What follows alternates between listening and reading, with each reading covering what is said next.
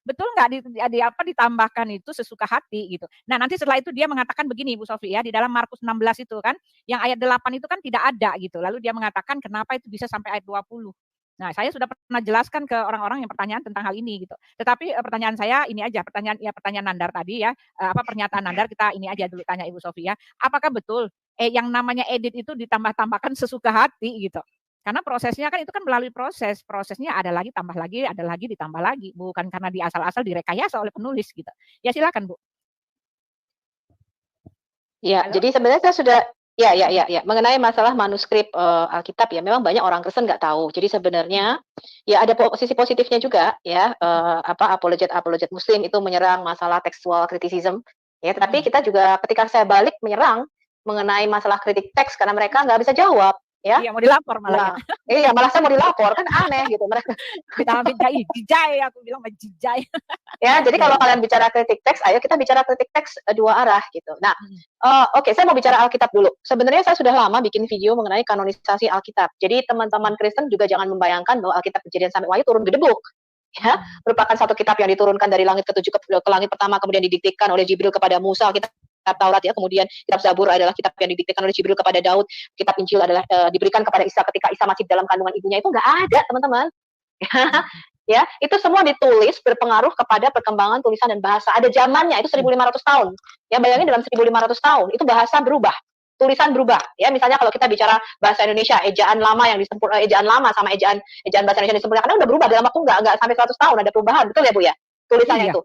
Nah, jadi teman-teman Kristen perlu sadar bahwa Alkitab kita itu ditransmisikan atau diteruskan dari generasi ke generasi bukan dengan transmisi lisan atau oral, tetapi melalui tulisan, di mana ada perbedaan-perbedaan, namanya menyalin itu tidak pas 100%. Nah, yang perlu kita lihat, berapa persen dari perbedaan-perbedaan itu yang mempengaruhi doktrin.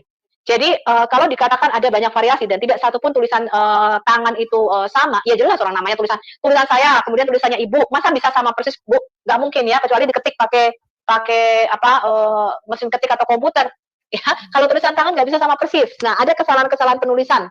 Ya, ada kesalahan penulisan. Nah, seberapa parah atau seberapa terkorupsinya kalau kita bicara kita Perjanjian Baru saja. Nah, setelah saya mempelajari yang namanya kritik teks atau textual criticism, yaitu namanya salah satu studinya adalah namanya bibliografi. Teman-teman perlu tahu ya bahwa manuskrip Alkitab itu merupakan juara pertama dari sisi terbanyak jumlahnya dan dari sisi terakurat penyalinannya. Ya, itu saya sudah buat videonya. Banyak orang nggak tahu ini. Ya, jadi bibliografi test itu adalah tes semua manuskrip kuno, bukan cuma Alkitab ya. Jadi Alkitab itu termasuk salah satu daripada manuskrip kuno. Itu dites sama pakar. Ya, jadi tulisannya Plinius, tulisannya Thukydides, tulisannya Plato, ya semua tulisan pada waktu itu sampai tahun 1452 sebelum ditemukannya mesin cetak Gutenberg, itu kan semua ditulis tangan, Bu, semua manuskrip kuno. Iya. Ya. Nah, itu dilakukan tes terhadap semua manuskrip, bukan hanya Alkitab. Dan Alkitab adalah nomor 1 dari sisi terbanyak jumlahnya, manuskripnya, dan dari sisi terdekat penyalinannya, dari autografnya itu paling dekat penyalinannya, kita sekitar kurang dari 50 tahun. Kalau kita bicara misalnya juara kedua, itu adalah Iliad karya Homer, ya, tulisan Iliad karya Homer, manuskripnya, itu juara kedua terbanyak. Dengan 1.800 manuskrip, kita punya berapa coba? Kita punya lebih dari 24.600 sekian manuskrip. Iya, jauh, jadi juara pertamanya manuskrip Alkitab, apalagi kalau ditambah manuskrip Alkitab Perjanjian Lama, totalnya 66.000. Ya, itu saya bicara hanya manuskrip Perjanjian Baru aja 24.000, dalam semua bahasa, dalam bahasa Yunani itu 5.800 sekian ya, itu bahasa Yunani Greek. Total itu 66.000 kalau kita compare Perjanjian Lama dan Perjanjian Baru. Jadi antara juara pertama dengan juara kedua, Iliad, ya tulisannya Homer itu jauh sekali. Kemudian rentang penulisannya kalau kita lihat Iliad karya Homer, itu hanya ditemukan 1.800 manuskrip. Ya, kemudian rentang penyalinan dari autograf tulisan aslinya sampai salinan pertamanya itu ada, itu kira-kira 1.400 tahun. Bayangin, Alkitab itu kurang dari 50 tahun. Jadi kalau kita bicara misalnya P75 atau P62 ya, yang disimpan di Bomer, itu atau papirus John Ryland ya, disimpan di Museum John Ryland, itu jaraknya dengan Injil dengan Injil Yohanes itu nggak sampai 25 tahun, Bu. Kira-kira tahun 125 Masehi itu sudah ditemukan papirusnya atau salinannya. Nah, Alkitab kita itu tidak direkonstruksi dari yang namanya Codex Sinaiticus atau Vaticanus. Ya, Codex Sinaiticus Vaticanus kira-kira abad ke-3, abad ke-4, tidak hanya diambil dari Codex Sinaiticus Vaticanus. Makanya kalau Anda membuka misalnya online interlinear Hebrew Bible dan online interlinear Greek Bible, Alkitab Perjanjian Lama kita itu menggunakan yang namanya Codex Leningrad. yang disimpan di Leningrad. Ya, itu Masoretic text, itu perjanjian lama kita. Basically LI juga menggunakan itu. Ya, basically LI juga menggunakan Masoretic text ke Codex Leningrad. Perjanjian baru kita itu bukan dari Sinaiticus atau Vaticanus, enggak. Tetapi dari Textus Receptus.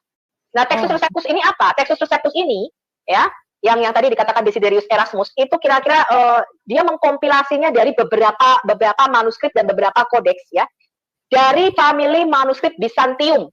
Jadi mewakili kira-kira 95% dari total manuskrip perjanjian baru kita yang berbahasa Yunani. Tadi berbahasa Yunani kira-kira 5.800. 95%-nya itu merupakan family manuskrip Bizantium yang dilestarikan oleh gereja Antioquia, gereja timur. Ya, jadi mayoritas manuskrip, walaupun ini kita bicara lebih muda. Yang tadi dia katakan Westcott and Hort itu kira-kira tahun 1800-an, itu dia bicara kritik teks. Jadi dia bicara, benar nggak sih Textus Receptus yang kita pakai sekarang ini, itu merupakan teks tertua. Jadi dia hanya pakai teks abad kedua ke atas yang mereka sebut dengan family manuskrip Alexandria.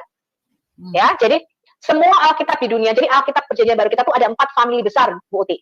Family manuskrip Bizantium, family manuskrip Alexandria, family manuskrip West, dan family manuskrip Kaisaria. Tapi West dan Kaisaria ini tidak banyak dipakai, ya, karena total jumlahnya juga kecil. Alkitab di seluruh dunia itu kalau tidak pakai Textus Receptus, yaitu family manuskrip Bizantium, dia akan menggunakan family manuskrip Alexandria yang tadi dia bilang Westcott and Hort atau kritik teks. Itu biasanya jumlahnya lebih kecil. Ya, ayat-ayatnya lebih pendek-pendek. Ya, nah kalau kita bicara tadi sebenarnya ya, kalau kita bicara perjanjian baru, perbedaannya kira-kira sekitar 400-500 ribu varian teks di dalam perjanjian baru kita. Banyak sekali, benar ya Bu ya? 500 ribu perbedaan. Itu karena memang dihitung, misalnya kesalahan kata ejaan aja, misalnya kata Johan, yang satu nulisnya N-nya cuma 1, yang satu pakai N-nya 2 Bu, Johan gitu. Itu sudah dihitung satu variasi teks, karena nggak sama persis kan, antara Johan dan Johan, itu kan nggak sama persis. Ya, itu sudah dihitung satu variasi teks. Nah, dari total 500 ribu, itu dipilah-pilah lagi sama pakar perjanjian baru. Saya sudah buat videonya ya. Antara lain yang menyelidiki adalah Bart Eadman dan Daniel Wallace yang menyelidiki perjanjian baru punya manuskrip. Dari total ratusan ribu manuskrip, 500 ribu variasi ejaan itu, hanya 0,75%-nya merupakan kesalahan ejaan. Ya tadi, jadi Johan itu misalnya 1N, yang satu 2N. Tapi kan kita masih bisa membaca. Betul nggak Bu? Kita masih bisa ngerti gitu. Autografnya itu sebenarnya mau ngomong apa, itu kita masih bisa mengerti. Ya, yang berpengaruh terhadap dokter yang masih dipertanyakan apakah ini ada di autografnya atau tidak, itu hanya 0,3%. Ya, salah satunya yang disebutkan tadi adalah kita menyebutkan longer and shorter ending of the Gospel of Mark. Jadi Markus 16 itu ada beberapa manuskrip yang dia menggunakan longer ending ya sampai ayat ke-20, ada yang shorter cuma sampai ayat 8. Ya. Nah, tetapi dari beberapa, karena gini, kita bukan hanya menggunakan manuskrip based on manuskrip, tidak seperti itu, tapi kita juga menggunakan yang namanya tradisi gereja timur. Di dalam tradisi gereja timur kita mempunyai yang namanya catatan bapak-bapak gereja. Jadi selain manuskrip, ini kalau orang barat, ya ini kan Daniel Wallace, Bart Eadman, itu dia hanya belajar manuskrip based on manuskrip aja Bu. Dia hanya belajar membandingkan bibliografinya, tetapi mereka tidak tahu ada catatan yang bapak-bapak gereja. Itu yang punya kan gereja timur, yang punya juga gereja ortodoks. Nah, di dalam gereja timur, di dalam catatan bapak-bapak gereja, kita itu mempunyai 1 juta kutipan dari bapak-bapak gereja, yang semua kutipannya ini merujuk kepada Alkitab perjanjian baru yang kita punya sekarang. Dan kalau mereka merujuk kepada Injil, mereka hanya merujuk kepada Injil Matius, Markus, Lukas, Yohanes. Nggak pernah merujuk kepada Injil yang lain. Itu ada 1 juta kutipan. Jadi, kalaupun kita tidak mempunyai semua manuskrip Alkitab perjanjian baru, kita hanya mempunyai kutipan bapak-bapak gereja, sekitar 1 juta kata, kita bisa merekonstruksi Alkitab perjanjian baru kita semuanya, kecuali 11 pasal di dalam perjanjian baru. Hanya dari catatan bapak-bapak gereja kita. Ya, itu dahsyatnya. Jadi kita mempunyai konfirmasi dari catatan gereja timur. Nah, sebenarnya itu hanya beberapa hal saja yang perbedaan doktrin. Biasanya mereka tanyakan cuma 3, Bu. Pertama adalah Markus 16 yang kita sebut dengan shorter and longer ending of the Gospel of Mark. Yang kedua yang sering mereka tanyakan adalah the pericope of adultery, yaitu Yohanes 7 ayat 53 sampai Yohanes 8 ayat 11 mengenai wanita yang kedapatan berzinah. Ya, itu tidak ada di dalam Codex Vaticanus dan Sinaiticus. Di dalam kodeks manuskrip famili Alexandria itu nggak ada. Ya, tetapi di dalam catatan bapak-bapak gereja, di dalam catatan khotbah bapak-bapak gereja kita, dan di dalam beberapa manuskrip lainnya, pericope of adultery ini ada. Dan itu menjadi lectionary atau bacaan mingguan di dalam gereja, dan ditujukan di dalam Gospel Yohanes, makanya dimasukkan di dalam Yohanes 8. Ya, kemudian yang ketiga biasa adalah koma Johanium, yaitu 1 Yohanes 5 ayat 7 sampai 8. Ada 3 yang memberi kesaksian di surga, ya, Bapa, Roh, dan Firman, dan apa itu ya, ketiganya adalah 1. Itu kita sebut dengan koma Johanium. Biasanya itu yang mereka pertanyakan. Hanya 3 hal ini saja, Bu. Dan itu saya sudah menjawab di dalam video saya. Jadi kalau mau tahu tentang hal ini, bisa sih nanti saya akan bikinkan videonya, kita akan bahas mengenai ini. Jadi dari semua variasi teks di dalam Alkitab perjanjian baru, sebenarnya cuma 3 yang berpengaruh, ya. Markus ayat 16 yang kita sebut dengan shorter dan longer ending of the Gospel of Mark, yaitu yang biasa mereka tanyakan Markus 16 ayat 8 sampai ayat 20. Ya kenapa ayat 9 sampai 20-nya nggak ada dan ada beberapa yang ada. Itu ada di beberapa kodeks Bu, ada di beberapa manuskrip. Kemudian yang kedua adalah the Pericope of Adultery, yang ketiga adalah Coma Johanneum. Cuman itu aja Bu, cuman 3 itu aja. Dan saya tambahkan, Alkitab Perjanjian Baru kita dari total semua manuskrip yang ada, itu kita sudah bisa intek atau kita sudah bisa mengetahui autografnya itu 97,5%. Ya, dari 97,5% kita sudah tahu autografnya tuh ngomong apa, kita sudah tahu. Ya. Ya, lanjut Bu.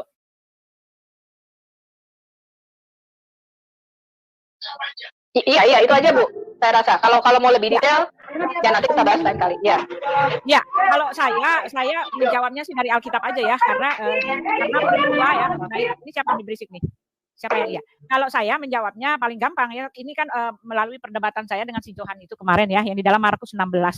Ya, Markus 16 itu kenapa ayat 8 ini nggak ada, tiba-tiba ayat 8 ini harusnya nggak ada. Kenapa itu tahun berapa? Dia bilang di Textus Receptus itu nggak ada gitu. Kenapa ayat ini ada gitu. Nah, ada. Nanti ya, saya jelaskan, saya sudah bikin videonya itu. Jadi memang gini, dia menggunakan beberapa kodeks ya. Markus 16 itu ada ininya sih, saya sudah bikin. Nanti kalau mau bahas boleh. Jadi sebenarnya itu aja yang mereka pertanyakan, Markus 16, kemudian Coma Johanneum dan the Pericope of Adultery. Iya, tetapi kalau saya simpel aja Bu, saya mau ngasih tahu jawaban saya cuma sesimpel ini aja. Jadi yang di ayat 8 itu kan katanya nggak ada gitu kan. Nah setelah itu kenapa ini ada di sini di Textus Receptus itu nggak ada, kenapa di dalam Alkitab ini ada. Nah kebetulan saya punya Alkitab di dalam bahasa Inggris itu terbitan tahun 1960-an ya, waktu orang tua saya masih hidup, itu peninggalan orang tua. Nah di situ di dalam bahasa Inggris itu ditulis ayat yang ke-8 itu ada setelah ayat 20. Ditaruh di situ. Nah, dengan catatan di sebelah ini, ayat ini ya, ayat tambahan ini seharusnya dia ada di ayat 8, dikatakan begitu. Ya, seharusnya ada di ayat 8. Nah, untuk di kita punya di dalam Alkitab, kenapa sudah langsung ditaruh di ayat ke-8? Ya, karena di dalam sebelumnya, tahun-tahun sebelumnya sudah dikasih tahu ayat ini harusnya ada di ayat 8, ditaruh di dalam ayat ke-20, di bawah ayat 20 sebagai tambahan. Nah, ini kan prosesnya ini kan terjadi seperti ini karena betul kan, karena berkesinambungan itu kan. Salinan-salinan itu kan ditemukan lagi, ditambahkan lagi. Dan pada saat itu kan nggak seperti sekarang, ketika kita salah nulis gitu, kita mau mesisipkan, kita tinggal turunin aja di komputer gitu kan, tinggal disisipkan ke dalam gitu kan. Nah kalau pada zaman dulu kan nggak bisa begitu, kalau udah ada yang ketinggalan ya dia taruh di bawah gitu kan, tetapi ada catatan kakinya. Nah saya jawab seperti itu. Lagi pula saya bilang ini peristiwa ini bukan cuma ditulis oleh satu orang, oleh Markus, karena banyak yang menceritakan ayat-ayat lain, pendukungnya menceritakan ayat-ayat yang mereka bilang tidak ada. Ini ada banyak gitu loh teman-teman ya. Di dalam Rasul Paulus juga pernah menyebut tentang kisah ini ya, saya catat banyak sekali ayat pendukungnya. Mereka bicara tentang pengutusan itu banyak gitu. Jadi nggak bisa mereka bilang ini catatan dan rekayasa, karena ayat-ayat yang lain menulis juga tentang hal itu gitu, tentang hal ini yang tentang di situ kan dia bilang ayat 12 juga nggak ada gitu kan. Kenapa ayat 12 nggak ada sampai 20 itu nggak ada katanya. Sekarang kenapa ini ada? Nah, masalah ketika mereka bilang nggak ada, di tempat yang lain bercerita tentang peristiwa yang ditulis di dalam ayat 12 sampai 20 gitu. Banyak sekali ayat-ayatnya itu, saya udah catat. Banyak sekali bicara tentang peristiwa ini. Yesus beberapa kali menampakkan diri dan mengutus murid-muridnya. Ya, banyak yang mengutip tentang peristiwa pengutusan ini. Dan masalahnya ketika mereka mengutip ya, bukan mengutip, ketika mereka mengenang peristiwa pengutusan ini, ya ini kan ayat ini belum ada. Mereka kan, Markus ini kan belum ada. Jadi para penulis yang bercerita tentang pengutusan ini bukan dia berpatokan dengan kitab Markus. Ya mereka menceritakan pengalaman mereka gitu. Kalau saya sih seperti itu saya jawab. Ya, jadi di dalam kasus manuskrip Alkitab itu memang kitab kita terbukti tidak turun dari langit, apalagi didiktekan. Ya, contohnya kitab Taurat itu mempunyai variasi dengan Torah Yahudi dengan Torah Samaria. Itu total variasinya kira-kira 6.000. Ada perbedaan. Jadi kata-katanya nggak sama persis. Ya, Torah Samaria itu jauh lebih detail. Dia lebih banyak ayat-ayat yang diharmonisasikan dan lebih diekspand ayat-ayatnya. Tidak diringkes seperti Torah Yahudi sekarang. Ya. Jadi itu kalau kita bicara Torah. Kalau kita bicara kitab Torah saja, 7 pasal terakhir di mana Musa mati itu adalah catatan tambahan yang kemungkinan besar diedit atau ditambahkan pada zaman Nabi Samuel. Ya. Kemudian kalau kita lihat kitab Yosua, di dalam kitab Yosua itu ada beberapa yang diedit, nama-nama kotanya disesuaikan dan sebagainya. Ya. Nah, contohnya kalau misalnya saya kasih sedikit contoh, misalnya ketika Musa menulis kota-kota penimbunan atau kota-kota yang dibangun pada zaman Musa namanya Ramses, ya. Dikatakan itu dimulai pada zaman setelah Yusuf mati. Pada zaman nama kota itu belum Ramses. Ramses itu nanti. Ya, itu baru nama yang belakangan. Dari situ kita bisa nge-track. Ini ada penyesuaian nama-nama kota di situ. Contohnya ketika Musa menulis Abraham, nama kota itu adalah kota Dan. Dan itu cicitnya Abraham. Pada zaman Abraham nama kota itu bukan Dan. Ya, kemudian kalau di dalam kitab Yosua misalnya ada tambahan catatan misalnya nama kota itu disebut dengan Gilgal sampai pada hari ini. Jadi kata Gilgal pada waktu Yosua mati pada waktu itu belum Gilgal namanya. Nah, ini terbukti bahwa kitab-kitab itu diedit ya atau ditambahkan catatan kakinya supaya pembaca mengerti. Jadi Alkitab itu bukan dihafalkan apalagi didiktekan oleh Jibril, bukan. Ya, itu catatan kesaksian para nabi dan para rasul mengenai perjalanan mereka bersama dengan Tuhan. Dan itu disesuaikan dengan perkembangan tulisan dan bahasa supaya pembaca itu mengerti. Ya, contoh kalau kita bicara misalnya kitab Esther itu ada tambahan kitab Esthernya, ada 2 versi kitab Esther. Kitab Daniel itu ada catatan tambahan di dalam kitab Daniel, ada 2 versi kitab Daniel. Kitab Yeremia itu orang Yahudi megang 2 versi, bukan 1 versi, ada 2 versi. Ya, nah jadi itu wajar dan biasa. Kitab Ayub ada beberapa catatan tambahan di situ kalau kita melihat misalnya di Septuaginta. Catatan tambahan di dalam Septuaginta di dalam kitab Ayub itu ditambahkan supaya pembaca mengerti. Karena kalau kita bicara pelestarian manuskrip, kitab Ayub dan kitab Hosea ini paling buruk, hampir nggak bisa dibaca kalau kita bicara manuskripnya, ya, Masoretic teksnya. Tetapi harus didukung oleh yang namanya Septuaginta untuk kita bisa merekonstruksi kitab Ayub dan kitab Hosea, ya. Nah, itu catatan tambahan itu ada, itu di dalam perjanjian lama maupun perjanjian baru. Apalagi perjanjian baru yang disalin oleh para jemaat yang awam, bukan kaum Masorah, kaum terlatih atau kaum soferim seperti perjanjian lama. Ya, di dalam kasus manuskrip Alkitab perjanjian baru kita itu kelebihan 110% ayat dari autografnya. Di dalam kasus manuskrip Quran itu kehilangan 70% dari autografnya. Ya, jadi kalau kita melihat hadis-hadis, begitu banyak ayat yang hilang, begitu banyak, kalau kita melihat misalnya di dalam hadis-hadis ya, misalnya dikatakan surah Al-Ahzab itu tadinya sepanjang surah Al-Baqarah lebih dari 286 ayat, artinya kalau surat Al-Ahzab sekarang cuma tinggal 73 ayat, itu kehilangan hampir 213 ayat. Ya, 213, 215. Dan ini dicatat di dalam hadis mereka. Ya, jadi surah Al-Ahzab itu kehilangan lebih dari 200 ayat. Kemudian surat At-Taubah itu 2/3-nya hilang. Itu ada di dalam hadis mereka. Kemudian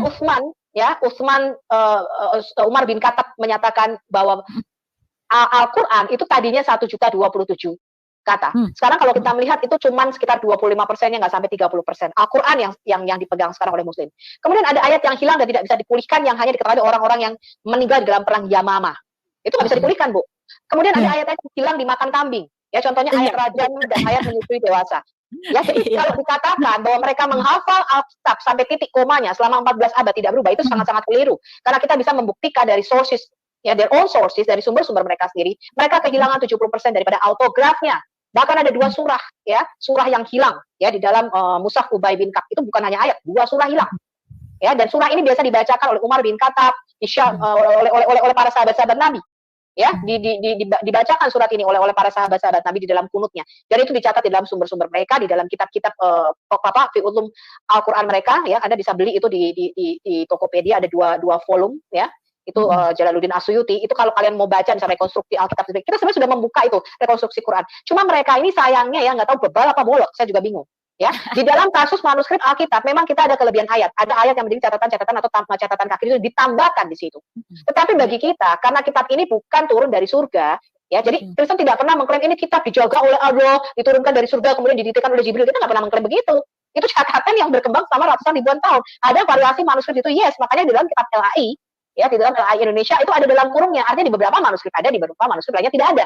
Itu wajar. Ya, karena yang kita klaim kekal dan tidak berubah itu adalah Sang Firman hidup, 1 Yohanes 1:1-4, yaitu Yesus sendiri. Makanya dikatakan di Ibrani 13 ayat 8, Yesus dulu sekarang sama-lamanya nggak berubah, dia yang kekal karena dia Sang Firman, nggak bisa berubah. Tetapi manuskrip Alkitab itu adalah grave atau tulisan yang diilhamkan oleh Roh Kudus. Ya, bukan sesuatu yang kekal.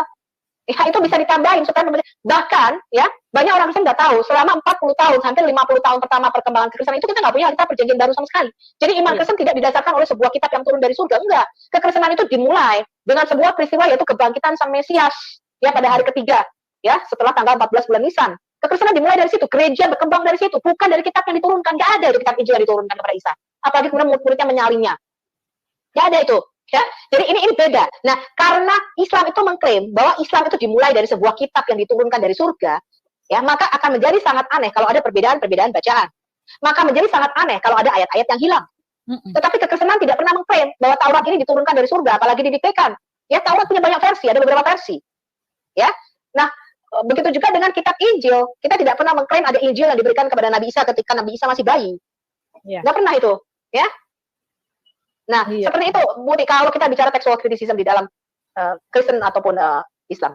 Iya, Ada yang mau menambahkan? Selamat sore Pak Dehe, lalu Pak Tioni, selamat sore Pak Raymond, pendeta.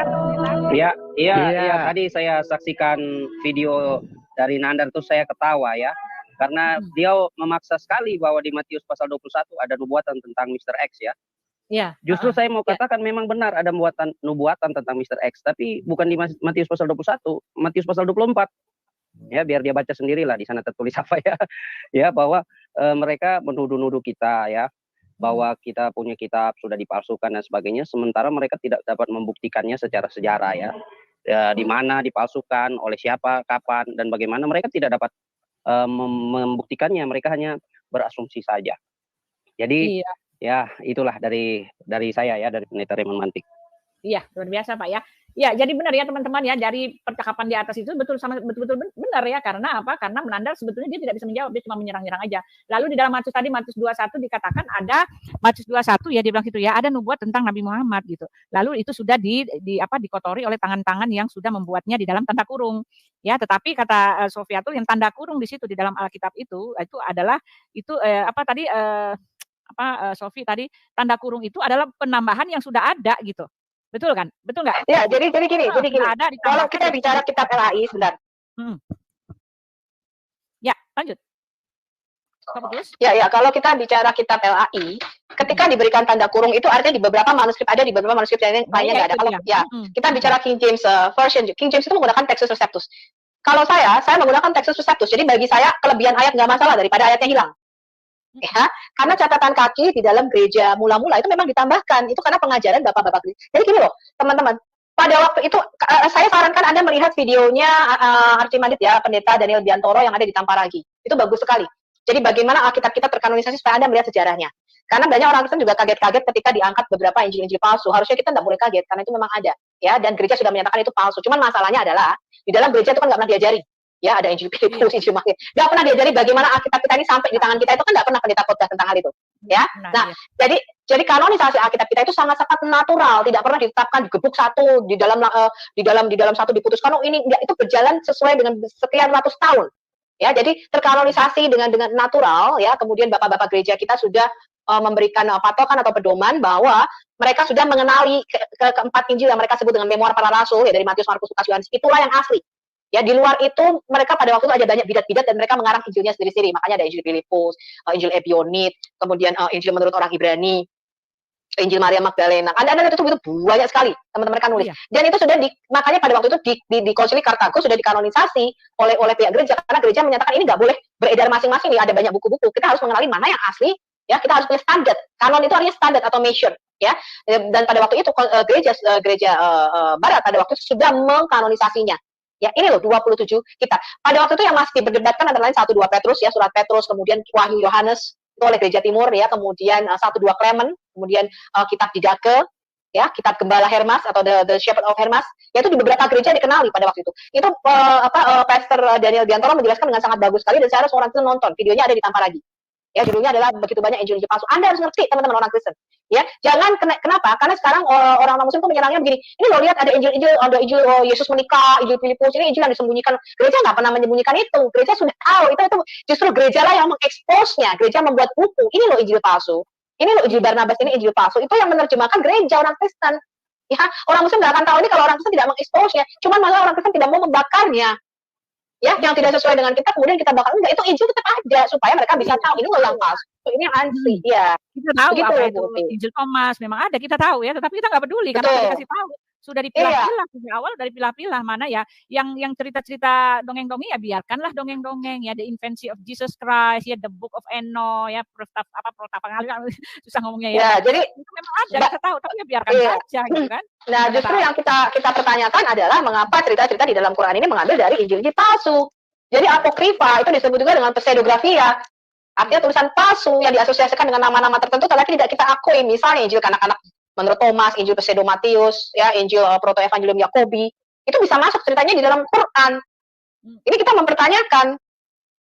Ya, jadi kalian harus kritis dalam melihat kitab atau Alkitab ya. Gitu. Jadi kita harus bisa membedakan mana yang kitab suci, mana yang bukan ya, teman-teman ya. Iya, ini Rasul Yohanes memang mengatakan ya lebih baik, tadi Sofia tuh bilang lebih baik kita kelebihan ayat gitu kan, kelebihan daripada kekurangan, ya kekurangan nggak ada lalu diiniin ya. Betul, ya Rasul Yohanes juga mengatakan gini ya, di dalam Yohanes 21 ya, kata penutupnya dia mengatakan begini ya, dialah murid yang memberi kesaksian tentang semuanya ini dan yang telah menuliskannya, dan kita tahu bahwa kesaksiannya itu benar gitu kan. Masih banyak hal-hal lain lagi yang diperbuat oleh Yesus, tetapi jikalau semuanya itu harus dituliskan satu persatu, ya maka agaknya dunia ini tidak dapat membuat sebuah kitab yang harus ditulis itu. Ya memang banyak sekali. Ya tetapi yang seberapa yang sanggup dibukukan atau di kanon atau disalin itu ya segitulah dia gitu. Ya, jadi kita mempunyai salinan-salinan yang sangat-sangat kaya raya dibanding dengan yang tidak punya sama sekali. Nah, Miss ini Pak Raymond, lalu Pak siapa? Pak Noviatianis dan Pak Dehe, silakan Pak kalau mau menambahkan, kita akan dengarkan lagi apa pernyataan Nandar mengenai dia punya. Kami tidak perlu yang begitu-begitu ya, kami tidak perlu karena kami punya hafalan gitu. Nah, sekarang kita bahas tentang itu ya. Tetapi silakan Pak Dehe, Pak Noviatianis. Iya. Kalau mau menambahkan ya. Iya, salam Ibu Uti, ya, salam Ibu Sophie. Ibu Hadasa, juga teman-teman yang ada di room ini, ya salam, selamat malam. Shalom. Ya, seperti kita dengarkan tadi, Ibu Sofiatul sudah begitu mendetail Bu ya, menjelaskan tentang proses dari kanonisasi Alkitab.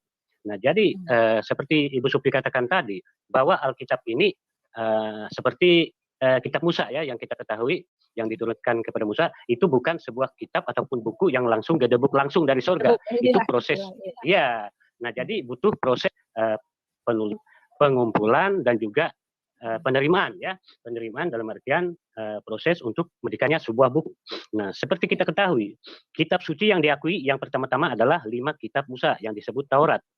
Baru kemudian kitab para nabi dan tulisan-tulisan lain ya, seperti Mazmur, Ayub dan Amsal.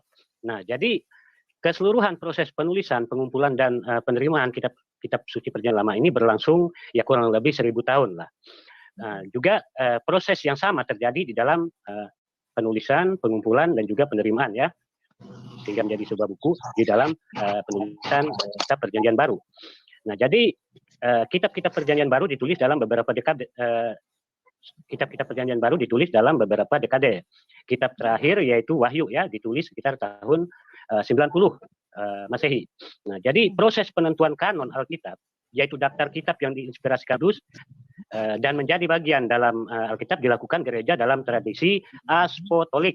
Nah, sejak para rasul dalam tradisi apostolik ini, gereja menentukan. Nah, jadi gereja menentukan dalam artian bapak-bapak gereja ini menentukan kitab-kitab mana yang akan dicantumkan dalam daftar kitab suci.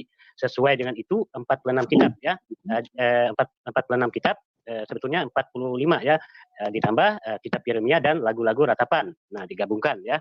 Nah, jadi awalnya kitab perjanjian lama ditulis dalam bahasa Ibrani. Nah, itu pun atas permintaan Raja Ptolemeus II dari Alexandria.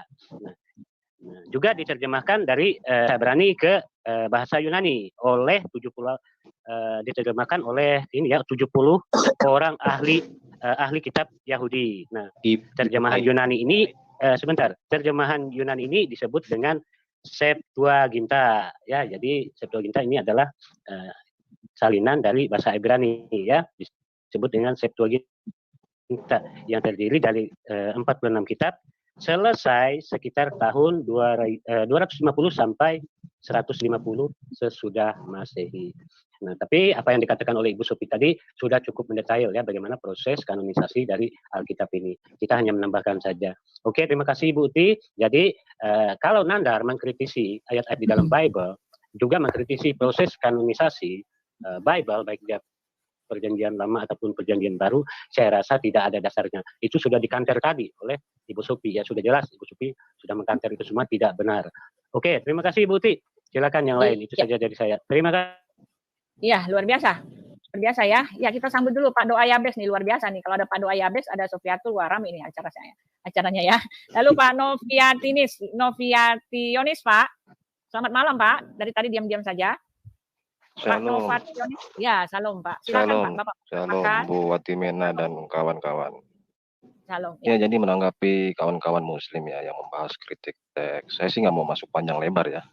Masalah inspirasi, preservasi, ineransi, kanonisasi itu biarlah nanti kawan-kawan muslim datang sendiri ke STT terdekat. Saya sih nggak mau masuk panjang lebar situ. Atau kalau mau mungkin langsung datang ke Vatikan, silahkan. Atau ke gereja Bizantin, atau gereja Ortodoks Timur, ya silahkan itu. Tapi nggak punya duit lah, mereka nggak punya visa. oh, iya Ibu, terima kasih. Saya sangat setuju tadi, sangat sependapat dengan Ibu siapa tadi narasumber nih, Ibu Sofiatul ya. Namun akan sangat disayangkan ternyata Kristen dengan Muslim ini kan alat ukurnya beda Bu. Maksudnya begini, kita bicara kilogram. Mereka mengedepankan kilometer. Jadi kita mengukur berat, mereka mengukur panjang gitu kan. Jadi alat ukurnya udah beda. Jadi Pak, contohnya Pak ya, saya salah ya. Kan mereka udah belajar Alkitab ya, kayak si Adit kan. Adit, saya udah belajar Alkitab, saya udah baca itu dari perjanjian lama sampai dengan perjanjian baru, katanya udah habis, udah khatam bolak-balik. Kesimpulannya apa? Kesimpulannya Tuhan Yesus berkolor, katanya. Kesimpulannya apa? Kesimpulannya kalau Tuhan Yesus laki-laki itu buat apa barangnya? Itu doang. Saya Iya, sih pribadi nggak bolak-balik yang dilihat cuma masalah itu doang gitu loh Pak. Iya betul. Kalau saya pribadi sih nggak masalah Yesus mau kawin atau nggak, tapi iya, sudut pandangnya ke situ aja, nggak jauh-jauh. Tadi kan begitu. Untuk apa maksudnya barangnya, begini, katanya gitu kan? Maksudnya Padahal begini, kita kan Kristen baca segala macam. Ya, silakan. Kita kan Kristen kan punya tolak ukur gitu kan, metode-metode ilmiah. Karya sastra itu kan termasuk bisa dibilang karya ilmiah kan, kalau dia memenuhi unsur-unsur literasi kan. Nah, tapi kan mungkin ada beberapa umat yang menganggap oh nggak perlu lah metode kritik naskah itu nggak perlu, yang penting hafal. Nah ya, itu maksud saya, cara ukur kita udah beda. Cara ukur kita kan mau nih metode-metode ini, kritik sejarah, kritik ini. Kalau mereka kan cara ukurnya penghafal, yang penting hafal udah bukti, itulah bukti wahyu yang benar. Nah sekarang kita uji lagi apakah benar kalau memang hafal menghafal ini membuktikan bahwa yang dihafal itu adalah wahyu. Gitu kan. Saya rasa 10-20 tahun lalu anak-anak sekolah minggu banyak hafal ayat-ayat Alkitab, tapi kalau sekarang saya nggak tahu gitu kan. Bahkan ada lomba-lombanya itu, cerdas cermat Alkitab, ya kan, hafal-hafal itu. Kalau masalah menghafal itu ada band di Skandinavia itu dia alirannya heavy metal, mengeluarkan album banyak, hafal semua pengikutnya liriknya, tapi nyembah Lucifer. Iya. Nah, apakah si Lucifernya lantas karena hafal jadi si Lucifer yang dihafal ini jadi wahyu gitu kan? Nggak begitu. Jadi hafal menghafal itu memang itu pernah digunakan sebagai budaya untuk mengukur kelestarian yang dihafal itu. Namun manakala ditulis alat-alat media seperti perkamen, papirus dan lain, tentu yang dihafal-hafal itu yang sudah usang itu ditinggalkan gitu kan. Jadi saya rasa lalu tadi sempat saya dengar masalah Lukas, kitab Injil Lukas itu, saya pernah dengar dibilang oh ini skripsi katanya. Lah lalu saya bertanya dalam hati, jadi kalian lebih pilih yang nggak teratur daripada lebih pilih yang teratur gitu. Itu kan menjadi pertanyaan kan. Terus yang tadi disinggung sama iya, masa nggak masuk akal ya, mereka nggak percaya dengan kesaksian para rasul yang mengatakan bahwa mereka menulis berdasarkan apa yang mereka rasa, apa yang mereka raba, berdasarkan saksi mata. Iya, berdasarkan saksi mata ya, bukan cuma wahyu. Tetapi apa yang mereka nggak percaya yang itu, mereka lebih percaya dengan yang katanya wahyu, walaupun bukan saksi mata, walaupun nggak ada data, nggak ada bukti, nggak ada peristiwa, nggak ada apa-apa. Yang penting wahyu.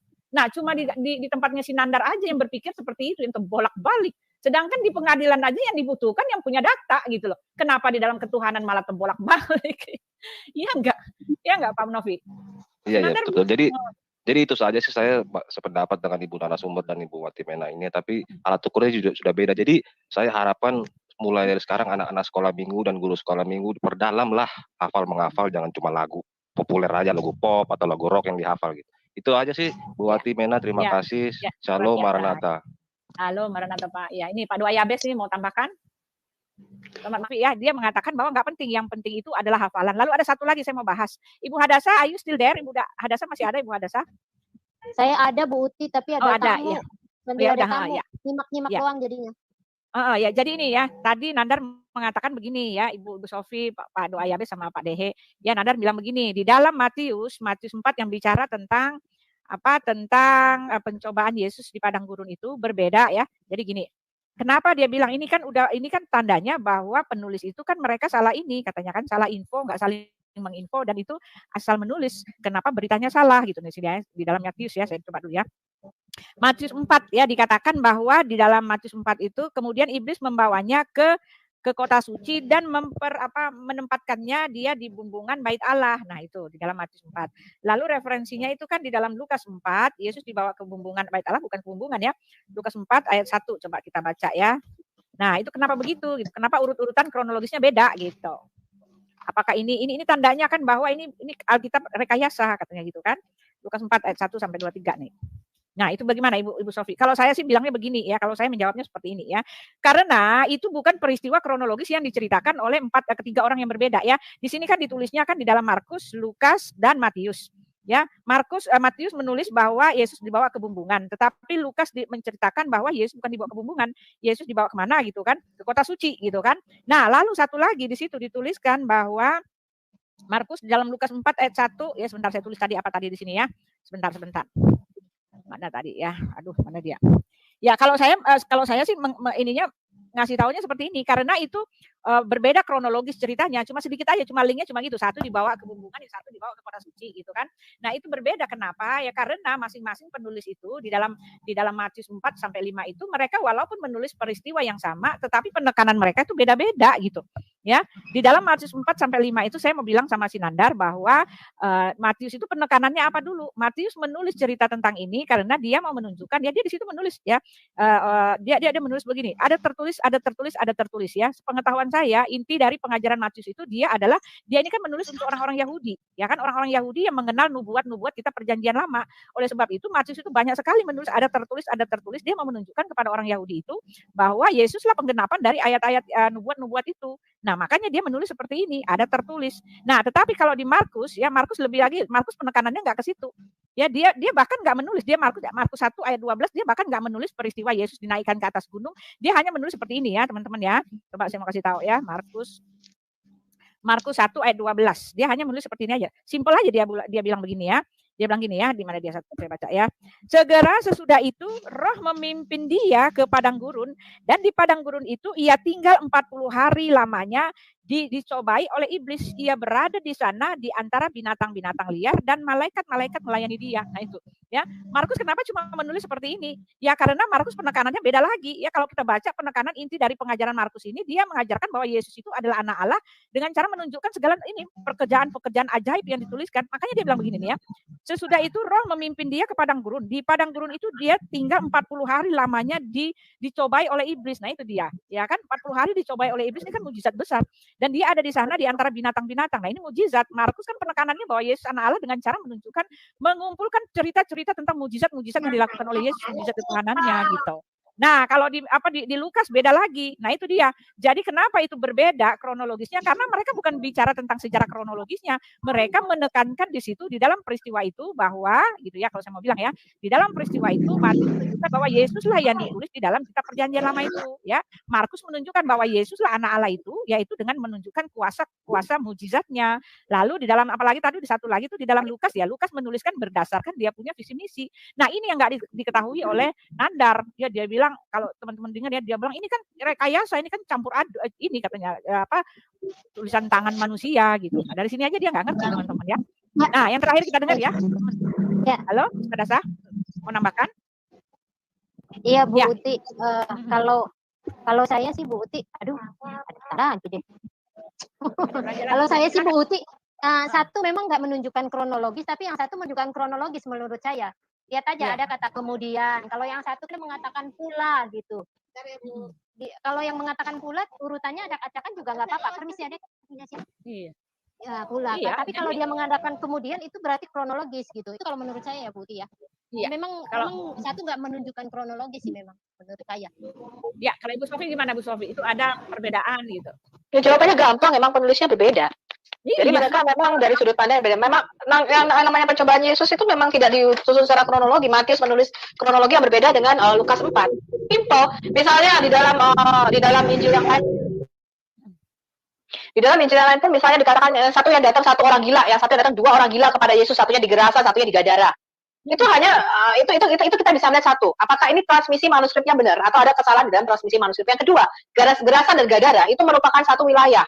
Ya, jadi tidak bisa dipermasalahkan kalau yang satu menulis itu di Gerasa, satu menulis di Gadara, itu seakan-akan yang satu menulis satunya kelurahan, satunya kecamatannya gitu ya. Satunya dalam wilayah lebih luas. Tetapi bahwa yang mereka tulis merupakan peristiwa sejarah itu bisa di cross check apakah benar secara geografis itu di dekat Galilea misalnya gitu ya, Gerasa ataupun Gadara. Itu nggak sama, yang satu mengatakan yang datang satu orang gila, yang satu mengatakan datang dua orang gila. Kenapa? Ya penulisnya beda dua. Yang menjadi masalah adalah Quranmu yang mengaku ditulis satu orang tetapi bisa ada kontradiksi di dalamnya, itu jadi problem.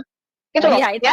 Jadi kalau ada kesaksian, misalnya seorang melihat satu peristiwa, kemudian mau dipanggil polisi nih, ada dua saksi dipanggil polisi. Kamu coba cerita, kamu cara ngeliatnya gimana? Oh begini Pak, pertama dia ketabrak, habis ketabrak dia kegencet Pak, habis kegencet dia losor Pak masuk ke warung saya Pak. Yang satu bilang, oh sebelum itu Pak, sebelum itu dia nabrak sepeda dulu Pak, terus benjot. Itu kronologinya nggak sama karena melihatnya juga berbeda. Kalau sama itu namanya nyontek. Ya, namanya kesaksian itu tidak sama, tetapi justru itu malah mencurigakan kalau sama, ya. Tetapi permasalahannya kalau yang mengaku menulis Quran adalah satu orang dari satu inspirasi yang sama, tetapi isinya kontradiksi, nah itu baru tanda tanya. Simpel sih buat saya. Yang bilang gini, Sofi yang bilang gini, dan aku mengutus rasul-rasul sebelum kamu, setelah itu dan aku tidak mengutus satu rasul pun sebelum kamu, gitu kan? Ini dari banyak sekali kontradiksi. Sama loh, iya. Dan aku mengutus rasul-rasul dan istri-istrinya gitu kan sebelum kamu. Lalu ada lagi, aku tidak mengutus rasul pun sebelum kamu. Gitu.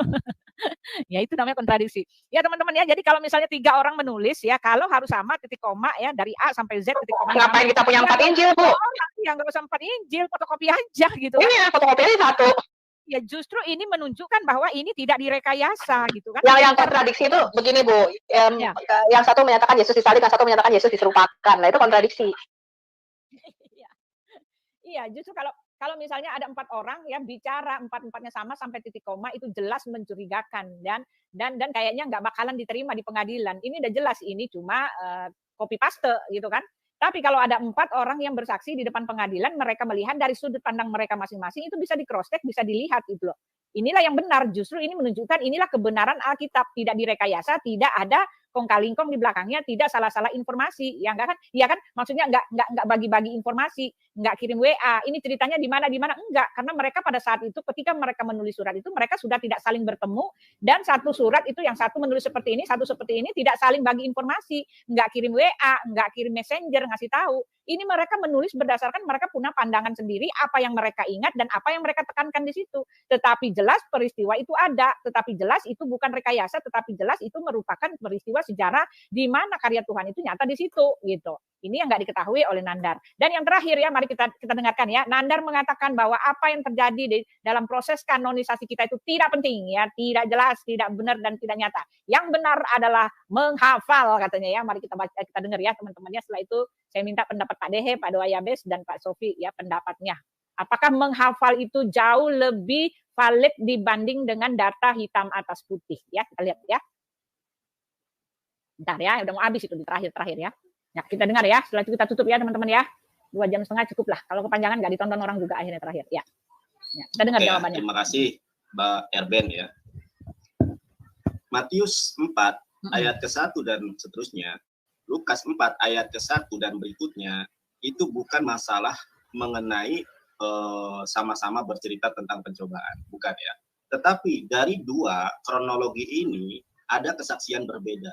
Kenapa? Kok kesaksiannya berbeda? Karena memang bukan firman Tuhan. Menurut saya, dalam perspektif hukum, ini adalah testimoni. Orang yang bersaksi tetapi tidak melihat kejadian tersebut. Sedangkan pengertian sebagai saksi itu adalah orang yang melihat, orang yang merasakan, orang yang mengalami. Nah, kenapa? Kisah yang sama. Teman-teman bisa baca perikopnya. Itu tentang pencobaan Yesus. Matius 4, Lukas 4, itu tentang Yesus dicobai. Masalahnya adalah bukan perbedaan titik dan komanya yang saya tekankan. Tetapi yang saya tekankan adalah berkorelasi dengan pembahasan kita malam hari ini. Yaitu tentang menguji keaslian kitab suci. Bagaimana kitab suci itu dikatakan asli, sedangkan antara satu orang, satu Injil Lukas dengan Injil Matius, ketika bercerita dengan kisah yang sama, tetapi kronologi yang berbeda. Saya ilustrasikan dengan saya. Ada si A dan si B melihat saya. Ya. Saya dari Cirebon pergi ke Jakarta. Dari Jakarta saya ke Kalimantan. Nah, Pangkalan Bun katakanlah seperti itu ya. Tetapi si B bercerita bahwa saya dari Pangkalan Bun ke Jakarta, dari Jakarta ke Cirebon. Kisahnya sama tentang perjalanan saya. Tetapi yang berbeda adalah si B menceritakan yang sama. Sedangkan si A menceritakan yang benar. Kalau si A dan B dalam perspektif kebenaran, maka saya akan tunjuk si A sebagai kebenaran. Tapi masalahnya ini kitab suci. Kita tidak mungkin menyalahkan si B, si Injil Lukas, dan tidak mungkin menyalahkan si Injil Matius. Nah, kita udah tahu ya. Tetapi tidak mungkin Injil Matius benar, dan tidak mungkin Injil Lukas salah. Tapi kenapa kisahnya itu berbeda? Nah, itu ya, teman-teman, kita udah jawab itu tadi ya. Kisahnya jawabannya adalah itu penekannya masing-masing ya. Mereka memakai satu peristiwa yang sama, tetapi dengan penyampaian dan maksud dalam pengajaran yang beda-beda ya. Di dalam Markus tadi mengatakan apa ya, Markus cuma hanya bercerita tentang 40 hari lamanya dia berpuasa, dia nggak cerita sampai detail. Bukan berarti Markus nggak tahu ini, dia nggak cerita sampai detail karena dia punya maksud yang lain lagi, maksud dari pemberitaan itu lain lagi. Jadi nggak bisa Nandar jadikan ayat ini sebagai kesalahan karena masing-masing punya cara penekanan dan maksud dia menulis itu apa dulu gitu kan. Nah, kita lanjutkan lagi ya teman-teman ya. Gitu ya. Kalau masalah, nah ini dia nih ya. kenapa Oke, saya sudah cukup Bu. kalau hadis saja ada sanad, Nah ini dia sanad nih. ada namanya jarah wa ta'dil. Nah ini dia. Bagaimana kejujuran perawi ini sangat ditekankan. Sanadnya bersambung atau tidak, sejaman enggak antara guru dan murid yang meriwayatkan, itu ada di dalam disiplin ilmu hadis, bisa diproses di dalam kitab mustalah hadis. Sanad ini sangat penting, makanya Al-Quran Islam itu terjaga dengan sistem sanad. Nah itu dia. Ada perawi yang berbohong kepada binatang saja, hadisnya bisa berubah menjadi doib, atau bahkan bisa berubah menjadi maudu. Nah, kalau perawinya banyak itu ya gosip namanya ya. Dalam mempertahankan sistem sanad. Kenapa sanad ini penting? Dan Nanda, perawinya banyak itu gosip namanya. Untuk kemudian menguji apakah perkataan ini benar atau tidak. Apalagi Al-Quran. Al-Quran ini bukan seperti Alkitab. Al-Quran juga bukanlah sebuah kitab yang kemudian kedebuk jadi kitab, tidak. Tetapi berdasarkan periwayatan oral, hafalan. Gitu kan. Nah, ya itu dia teman-teman ya. Oke, kita stop sampai sini. Alkitab adalah Al-Quran dia bilang bukan kitab kedebuk, itu keliru ya. Malam nuzulul Quran itu turunnya kitab atau tulisan dalam bentuk suhufan atau lempengan-lempengan. Nah, ya, jadi bukan dalam bentuk gelombang suara, enggak. Jibril itu membawakan kepada nabimu di dalam secari kain dibaj yang ada tulisannya, ada kitabnya, ada tulisannya di situ. Makanya Jibril mengatakan bacalah Iqra. Ya, jadi nggak benar kalau di Quran bukan kitab kedebuk. Quran itu kitab kedebuk yang turun di malam nuzulul Quran. Ya, makanya mereka percaya Quran ini utuh satu buku, satu kitab. Ya, kemudian cicil oleh Jibril selama 23 tahun. Jadi kalau dikatakan tidak turun dalam bentuk kitab, keliru, karena di dalam Quran sendiri dikatakan Allah itu memberikan kepada setiap nabi dalam bentuk suhufan, lembaran-lembaran. Ya, Musa diberikan 10 lembar kepada Allah, bahkan 6 ditarik lagi loh Bu sama Allah. Ya, itu ada di dalam hadis. Ya, jadi Allah mau memberikan dalam bentuk lembaran-lembaran. Kita nggak tahu lembaran apa, ada dalam bentuk lempengan kah?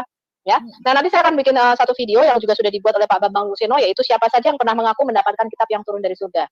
Iya, makanya dia mengatakan begini Bu, sebentar. Makanya dia mengatakan bahwa Musa diberikan kitab apa? Kitab Taurat. Lalu Isa diberikan Musa diberikan Taurat 10 lembar menurut Allahmu. Ya, makanya itu artinya dia gedebuk. Kenapa disangkal oleh Iya, kenapa disangkal oleh Isa Al-Masih waktu masih bayi, Bu. Betul. Ya, jadi kalau dikatakan tidak dalam bentuk tulisan itu keliru, karena dikatakan di dalam Allahmu mengajar dengan menggunakan pena. Iya. Ya, dengan menggunakan tulisan. Makanya Isa dikatakan diberikan kitab atau tulisan. Jadi kalau dia mengajar para nabinya itu dengan menggunakan pena, makanya nabimu diberikan di dalam secari kain dibaj. Ya, secari kain dibaj atau sutra yang ada tulisannya dan disuruh membaca Iqra. Ya, Iqra itu ada sesuatu yang bisa dibaca. Katab itu artinya tulisan. Jadi tidak benar. Ya, itu satu yang mau saya kritisi. Yang kedua masalah hafalan. Mengapa kamu membutuhkan sanad? Karena kamu tidak punya manuskrip, kamu tidak punya bukti seperti kita. Jadi Alkitab itu tidak ditransmisikan dengan cara ini dibisiki dari ini dari bapaknya dari neneknya dari kakeknya dari mbahnya. Ya selama nggak ada itu. Kenapa? Karena ditransmisikan bukan dengan cara lisan, tetapi ditransmisikan dengan tulisan. Ya, walaupun kita juga mempunyai tradisi pengajaran apostolik atau tradisi para rasul. Ya, yang kemudian dicatat di dalam kitab, misalnya kitab Didaki dan sebagainya. Itu adalah tradisi, kemudian bapak-bapak gereja juga mencatat pengajaran-pengajaran para rasul. Ya, akhirnya dicatat. Tetapi kita mempunyai tradisi itu. Tetapi Alkitab, mengapa kita nggak ada? Oh ini kan ada tuh. Kalau musim-musim naif kan begitu. Karena mereka pikirannya tuh Injil adalah kitab kedebuk. Ya, makanya mereka mengatakan ini sanadnya siapa? Ini apakah benar? Injil yang sekarang ini kan harus tahu ini. Lo nggak perlu itu tidak ditransmisikan dengan cara gosip kok. Ditransmisikan dengan cara tulisan. Jadi disalin terus-menerus, ditulis dengan cara ditulis. Ya, jadi Alkitab itu ditransmisikan kepada kita bukan dengan digosipkan. Ini diriwayatkan dari bapaknya dari kakeknya dari si ini, dari si Anu, dari Abu Hurairah dari Muhammad dari Jibril, kemudian Jibril dari nggak seperti itu. Kita nggak perlu itu. Kenapa? Karena tidak diteruskan kepada kita dengan cara bisik-bisik. Ya, dari generasi ke generasi enggak, dengan cara tulisan kita punya manuskripnya. Ya, dan tradisi sanad itu baru ada kira-kira abad ke-9 sampai abad ke-11. Sebelumnya tidak ada yang namanya tradisi sanad. Ya, jadi kamu harus belajar lagi dan baca lagi kitab-kitab. Cuma masalahnya kitab-kitab ini Bu satu ya. saya pernah menerjemahkan juga dari Profesor Sari Nasir. Masalahnya hal-hal seperti ini itu tidak diketahui Muslim awam karena bukunya masih dalam bahasa Arab dan belum diterjemahkan. Jadi kalau Anda nggak bisa akses bahasa Arab, Anda nggak bisa bahasa Arab, Anda nggak bisa bahasa Inggris, ya repot. Ya, Anda nggak akan tahu sejarah kitabmu sendiri dan sejarah nabimu karena ini ditutupi karena ini masih dalam bahasa Arab sehingga tidak banyak orang yang punya akses ke sana. Ya, ya, jadi bagaimana mungkin dia mengatakan bahwa sanad itu jauh lebih ini karena sanad itu setahu saya yang di dalam hadis itu kan 200 tahun setelah itu kan ya. Setelah Nabi Muhammad, bagaimana mungkin itu diceritakan A menceritakan kepada B, rentang waktunya kan bertahun-tahun, itu nggak mungkin ya. Ratusan tahun ya. Dan jadi tidak benar yang Nandar katakan bahwa Quran ini mempunyai sanad. Mereka akan mengatakan ini dari itu baru ada abad ke-11. Iya. Ya, sebelumnya perbedaan bacaan, misalnya Mushaf Ubay bin Ka'ab, Mushaf Ibn Mas'ud, Mushaf Abu Al-Azhari, itu lokal. Mereka tidak menggunakan sanad. Mereka tidak, aku dapat dari guruku dapat dari ini dapat dari ini. Itu baru ada abad ke-11. Ya, mereka mulai mencatat ini sebenarnya dari siapa sih? Bu, ya. Ini abad ke-11, sebelum itu nggak ada. Bu, ya. Saya ada sanad. Saya ingat ya Pancasila saya hafal. Sekarang saya lupa itu Pancasila. Nah, kalau ini udah ratusan tahun di dalam pikiran seseorang dan bahkan mereka mati gitu kan. Lalu A menceritakan kepada B itu berapa tahun setelah itu, B menceritakan kepada C berapa tahun setelah itu, kayaknya nggak masuk akal gitu, bisa valid gitu, datanya itu bisa valid. Bu, nggak usah beda zaman ratusan tahun, gosip kemarin tetangga aja kalau sampai ke telinga kita bisa berubah. Bisa berubah gitu. Iya ya betul. Nah, tetapi mereka justru yang inilah yang valid, yang nggak valid itu yang itu hitam atas putih. Mereka nggak pakai logika, Bu. Dan yang kedua ya, mungkin Pak Erben belum punya datanya. Kalau kita tunjukkan perbedaan manuskrip ya, apalagi manuskrip Birmingham, manuskrip Sana'a ya merupakan paling dan saya mengutip manuskrip Samarkand yang mereka katakan ada di Tashkent sekarang merupakan manuskrip tertua. Itu penyisipan kata-kata Allahnya begitu banyak. Ya ada perubahan-perubahan. Jadi kalau kita melihat daripada sumber-sumber hadis sendiri, ternyata Utsman itu merubah beberapa ayat di dalam Quran, yaitu dari kesaksian Aisyah. Yang kedua, pada zaman Al-Hajjaj bin Yusuf, itu paling nggak ada 11 ayat yang dirubah oleh Al-Hajjaj bin Yusuf. Jadi nggak sama. Ya nggak sama itu. Ya, kemudian kalau kita lihat ada penyisipan, banyak sekali penyisipan dan kata-kata yang dihilangkan itu ada di dalam bukunya Daniel Brubaker. Masalah bukunya dalam bahasa Inggris. Jadi kalau Anda tidak bisa bahasa Inggris, itu repot sekali. Ya, dan itu saya sudah kasih di dalam video saya. Saya tunjukin itu manuskripnya, jadi disisipkan ayat-ayat yang hilang di dalam Quran dan ayat yang banyak sekali kata-kata Allah. Jadi tadinya sebenarnya nggak ada tuh kata-kata Allah. Bisa begitu banyak, ada 20 lebih itu disisipkan kata-kata Allah di dalam Qurannya. Iya, begitu ya teman-teman ya. Ya udah ini tinggal ini ya, mungkin ada lagi ini Pak Umat Hafalan, lalu Pak Sabto Harun. Pak Sabto Harun, maaf sebentar. Pak Sabto Harun, Yesus Tuhan apa bukan Pak? Apakah Yesus Tuhan Pak? Pak Sabto Harun, saya belum kenal. Pak Sabto saya kenal Bu, ya Kristen. Kristen ya. Yesus itu, oh ya Tuhan. Iya, puji Tuhan ya, orang Kristen ya. Kalau orang Islam mana berani bilang begitu, Pak? Iya, saya dulu nggak berani. Iya.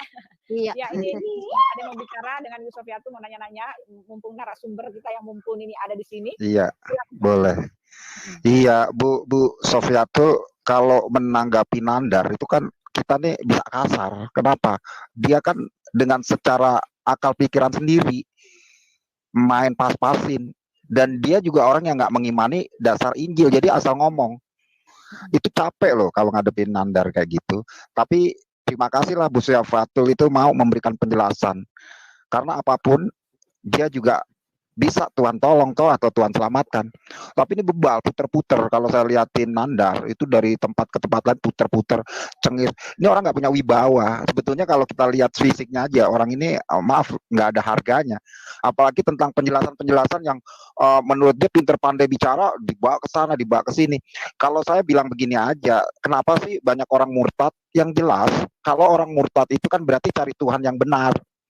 Menurut versi yang mereka cari. Nah, Tuhan yang benar seperti saya sekarang cari Yesus, nyari Allah. Siapa Allah? Kalau kita jelasin nangis, nanti Ibu Sifatul disomasi lagi kalau jelasin. Ya kan Allah itu kan dewa, ya kan? Dewa matahari, Al-Husa, Al-Ata, dewa-dewa, bahkan dewa seronok, ya kan? Itu kalau kita ceritain belas-belasan banyak yang sakit hati. Siapa Muhammad? Muhammad 23. Kalau kita jelasin, kenapa ada ayat-ayat setan, ya kan? Dulu dikatakan oleh penulis dari India yang tinggal di Inggris, Salman Rushdie.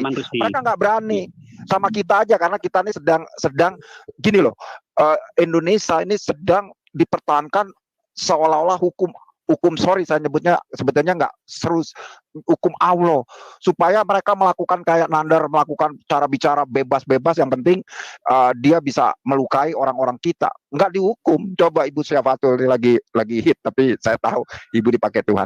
Jadi menurut saya langsung aja digatak, bicara langsung ini poin-poin, ya kan, kamu harus, ya kan, kamu tuh harus sunat hati bahwa kamu mau sembahyang mau berpuluh-puluh kali kamu juga hatimu jahat. Itu udah, saya ini mantan orang juga muslim juga nunggu musola jahat. Saya kan ngomong kita tuh punya agama, itu kan tradisi Islam bukan agama. Tradisi yang dibawa oleh orang-orang sana seolah-olah ini maham. Kan orang kita nih senangnya dengan gaya-gaya ritual seolah-olah punya kita. Amin, saya juga bersyukur Tuhan selamatkan saya dengan segala hal. Tuhan berikan kekuatan, hikmat, kebijakan, dan juga Saksian dong, diberikan. Pak, saya, Pak, luar biasa nih Pak. Saya kalau ada murtadin orang dari muslim, saksian dong Pak. Iya, yang saya maksud gini, Bu Saifatul, hari ini kita udah borong aja lah mereka ya kan. Kalau saya artinya begini, kalau Ibu saya anggap orang yang sangat amat jelas menjelaskan tentang perihal, tentang etimologi, tentang dasar sejarah, bahkan tentang iman dan keyakinan maupun analogi. Habis dia, makanya Bu Saifatul sekarang saya tetap berdoa, ya kan. Nah, tapi ya itulah kita. Yesua Hamasya yang benar, yang Tuhan aja tapi kita ngadepin itu sebetulnya capek Nandar. Hanya kita langsung tembak aja, Nandar kamu mau dibaptis udahlah, ya kan. Dia kan juga cari makan dari ini supaya dia punya rating, hello ratingnya itu baik. Maksud saya seperti itu sih. Tapi kita jelasinnya pelan-pelan. Boleh nanti saya juga ketemu. Saya tuh orang gini aja lah. Saya kalau nggak diselamatin Tuhan mungkin saya jadi teroris. Ya kan? Ya itu seru nih Pak. Kenapa jadi Pak, bagi nomor telepon Bapak dong di private chat Pak, kasih Pak ke saya Pak, private chat Pak, nomor Bapak, saya bisa hubungi Pak, cerita-cerita. Kalau nggak sebut aja, disebut ya 0821. Ya, saya tulis sebentar, just wait moment. Wait a moment, 0 berapa Pak? 0821 10 81 ya 4227. Ya. Ya, kami ini ya. Saya sih sama Ibu Saifatul sangat senang karena beliau salah satunya orang yang memahami dasar. Ini saya senang kalau mereka maju. Kalau saya ini dostayer, ayo mau bicara tentang yang nyata. Saya mantan penjaga masjid. Kenapa saya buat dosa? Kan ada setan, saya bilangnya kan nggak enak, ya kan sakit hati. Tapi kalau dia mau bicara kayak gitu, ayo. Ketika nanti kalah, wah Ibu Saifatul kan winner to winner karena Yesua Hamasya. Sekarang di wanted. Mereka nggak punya dasar untuk berbicara tentang kebenaran. Saya pernah loh, mereka di Bekasi di Pondok Gede mereka ngaji, kita juga Alkitab. Banyak yang bertobat.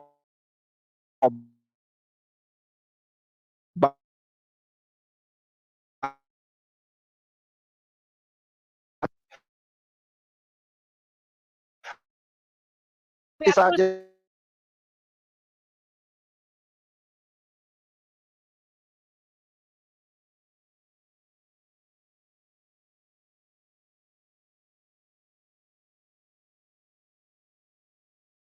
Kasih nomornya, nanti saya ini aja, nanti kalau dia ada Bapak masuk aja, kalau dia lagi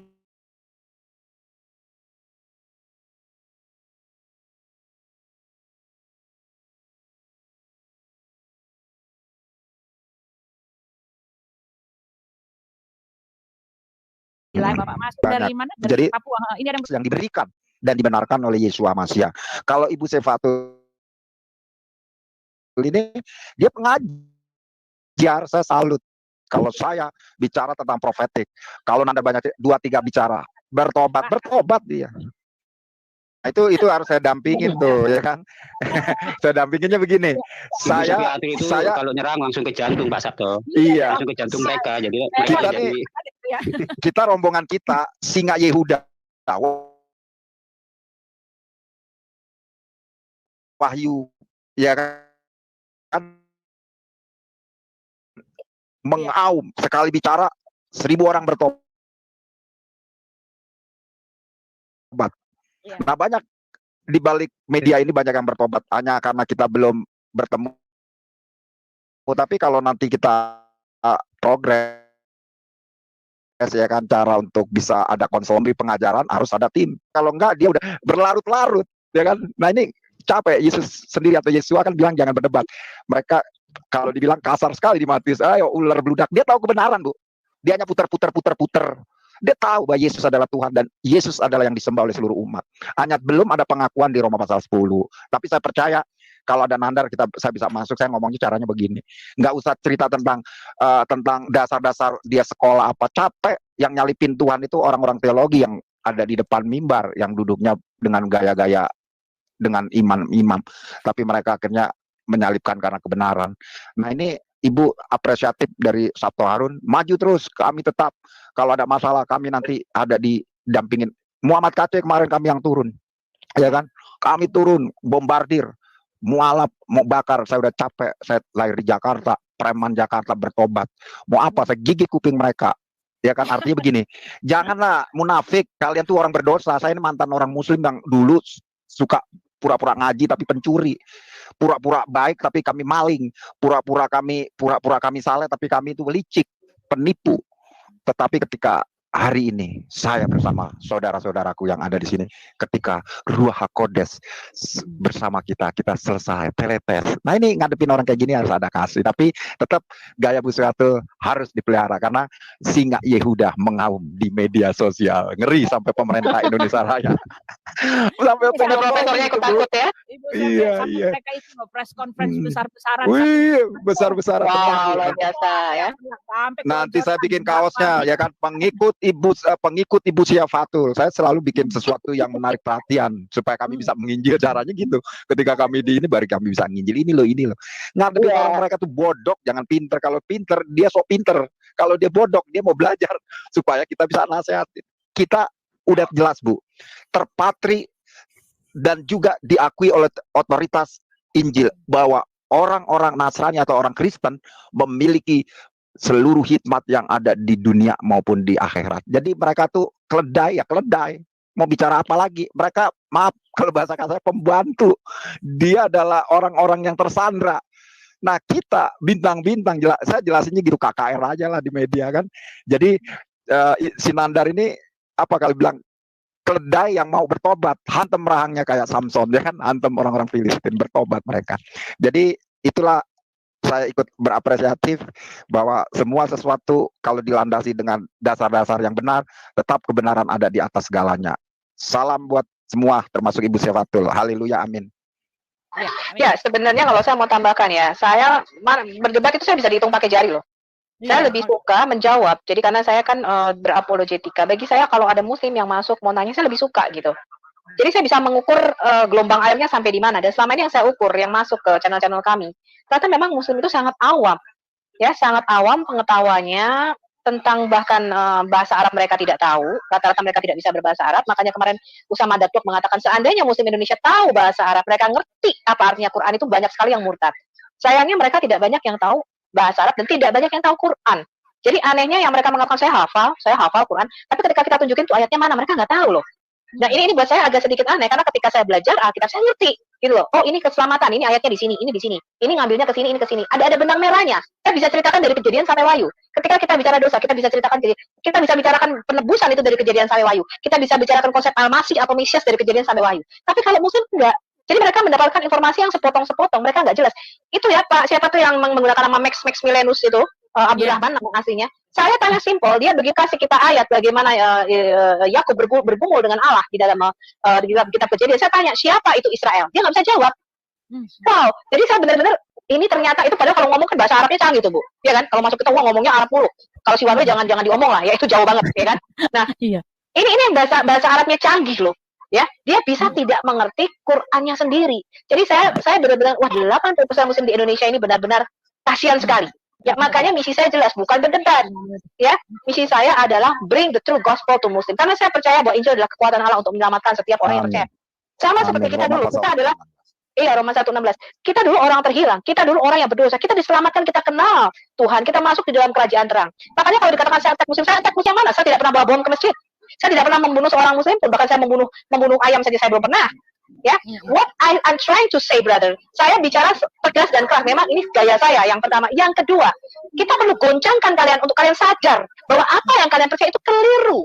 Yang kalian percayai itu membawa Anda kepada neraka kekal. Karena kalian mempercayai Injil yang berbeda, Yesus yang lain, yang bukan Injil yang asli dan Yesus yang diberitakan di dalam Alkitab kita. Itu yang mau saya tekankan. Ya, nah, yang kedua. Ketika kemarin saya masuk ya dengan perwakilannya Zulfikar, ketika dia mau debat sama Hussein itu Bu Uti, tanggal 29 Januari, dia mengatakan kita perlu legal standing katanya Bu. Kita perlu satu organisasi resmi untuk debat di YouTube katanya. Saking takutnya itu sepertinya minta berlindung. Iya, saya bilang. Kamu mau lari dari debat. Akhirnya gimana akhirnya? Ya, saya serahkan saya serahkan sama Pak YP ya, katanya mereka ada bisa bahasa Arab. Kok perwakilannya si Zulfikar? Saya tanya, kamu bisa bahasa Inggris nggak? Bisa. Bisa bahasa Arab nggak? Bisa. Bisanya apa? Bahasa Jawa. Tapi disuruh CCC masuk ke kita mewakili untuk bicara dengan orang asing, kan repot, Bu. Jadi mereka pertama sangat ketakutan karena kami mempunyai banyak sekali orang-orang Arab ya. Kita punya 7 orang Arab. Anda mau yang mana? Terus? Ya, jadi saya bilang kasih perwakilanmu satu yang paling nggak bisa bahasa Inggris. Ya, jangan kamu pengen debat dengan kita, level kita sudah international apologist, kamu masuk ke sini nggak bisa bahasa Inggris, repot. Bahasa Arab nggak bisa. Ya, jadi siapa yang kamu mau ajukan gitu kan? Seperti kemarin One Way itu ceritanya lucu sekali kalau si One Way. Ya, ini teman saya ya, nanti insya Allah nanti malam teman saya yang Arab ini. Iya, nancangin lagi kan Ibu, nanti kacau. Iya, tapi saya heran, biar si Husain tuh kejang-kejang, katanya kejang-kejang. Ya, Husain kejang-kejang, lu yang terkapar dan kejang-kejang. Ya, dan saya rasa tuh riwayatnya sebagai pendebat di YouTube habis, ya reputasimu sudah sangat habis. Ya. Bilang Bu, Arab sebentar lagi gereja-gereja akan dibangun, orang Arab udah bertobat. Orang Indonesia ikutin gaya Arab, nggak punya dasarnya. Jadi Arab rukut kita. Ya, maaf. Ibu Sofi kan ini sering bergaul dengan orang-orang Arab. Apa betul itu akan ada revisi hadis atau Quran itu yang 2500? Banyak. Apa betul ya, itu satu wacana. Dari itu sebenarnya gelombang ini sudah ada sejak tahun kalau nggak salah 2015 dari pemerintah Yordania, dari Al Azhar University. Karena memang bahasa Arab yang mereka gunakan ini kan ada kesalahan gramatikal. Karena mereka kan di dalam manuskripnya atau saya nggak tahu ya, itu kok bisa ada kesalahan gramatikalnya, itu errornya dari mana? Karena memang pada zaman Muhammad itu hanya 17 konsonan, ya konsonantalnya hanya 17 huruf mati. Dan itu saya tanya ya kepada orang-orang sekelas Pak Dani aja nggak ngerti loh pada zaman Muhammad berapa huruf mati yang dipakai. Kan saya bingung. Itu kan pelajaran dasar banget. Itu kan pengetahuan dasar banget. Jadi saya itu bingung kalau kemarin ada muslim dari Malaysia, saya debat dalam bahasa Inggris di Clubhouse, ada 2 muslim yang menghubungi saya dan mereka mengatakan you have a lot of knowledge about Islam. Saya bilang enggak, itu dasar, itu superficial, itu permukaan.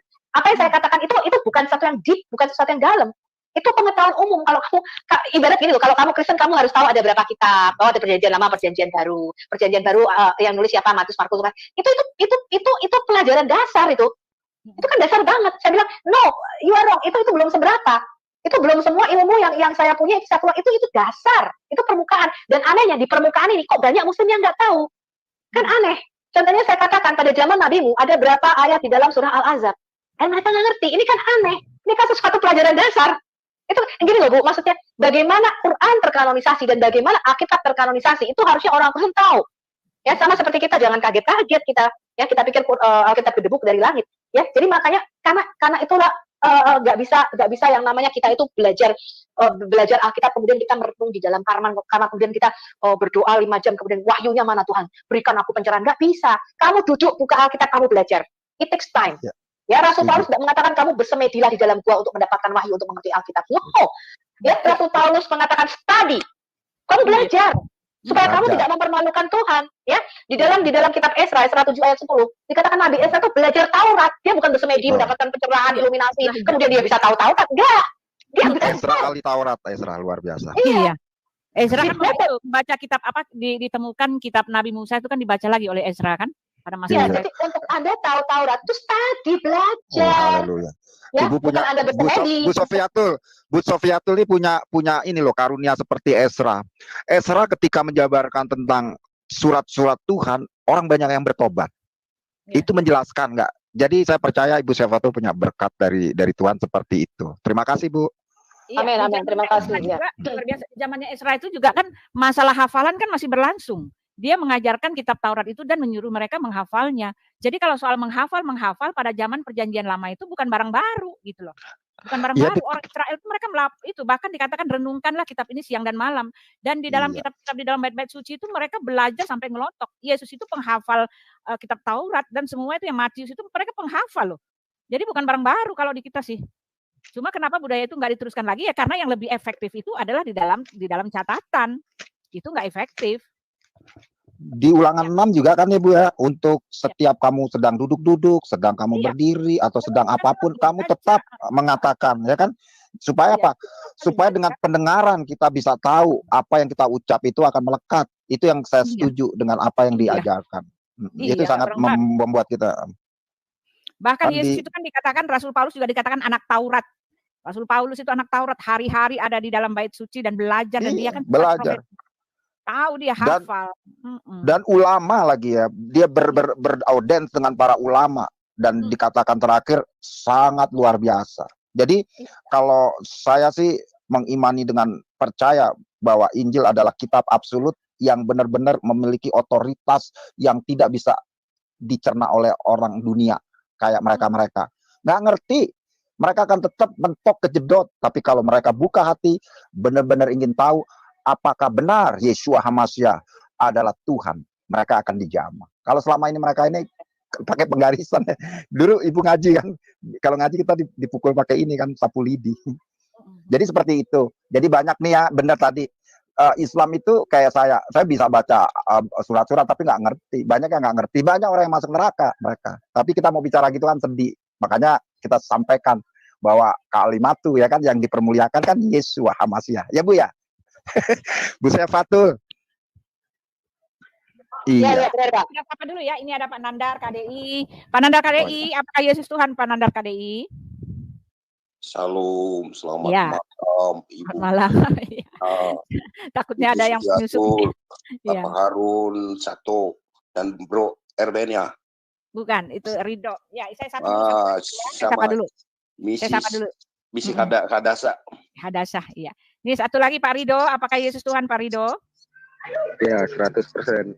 Ya, Kristen semua di dalam ya, puji Tuhan ya. Silakan, ini ada Pak Bu Sofiatul mau bicara. Sebentar lagi kita tutup Pak. Udah 3 jam nih, tidak terasa. Ya, silakan. Yang mau bicara, Pak Nandar. Iya, silakan. Begini Bu, saya ini diserupakan Bu Uti, mungkin udah ya, ciri suara saya kan ya. Iya, Pak Yabes. Oh bukan Pak Yabes nih. Mirip Pak Acis Bu. Acis Aceh ya. Ini Sofiatul yang tahu lah. Kalian sering di itu kan di Pak Bom ya.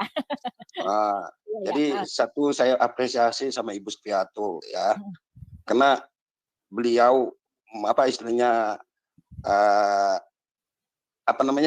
dia selalu pakai data Bu ya, sehingga mereka kelabakan. Jadi mereka membangun narasi-narasi yang tidak masuk akal kalau menurut saya. Apalagi si Nandar bolo-bolo bili-bili SHMK, tapi SHMK kok pikirannya kayak gitu, kayak SD gitu loh Bu ya. Ini kalau menurut saya, walaupun saya coba sekolah SMA Bu ya, sederajat, tapi kalau menurut logikanya dia itu memutarbalikkan fakta setiap kali di mana-mana. Dia selalu kalau berdebat saya selalu di atas.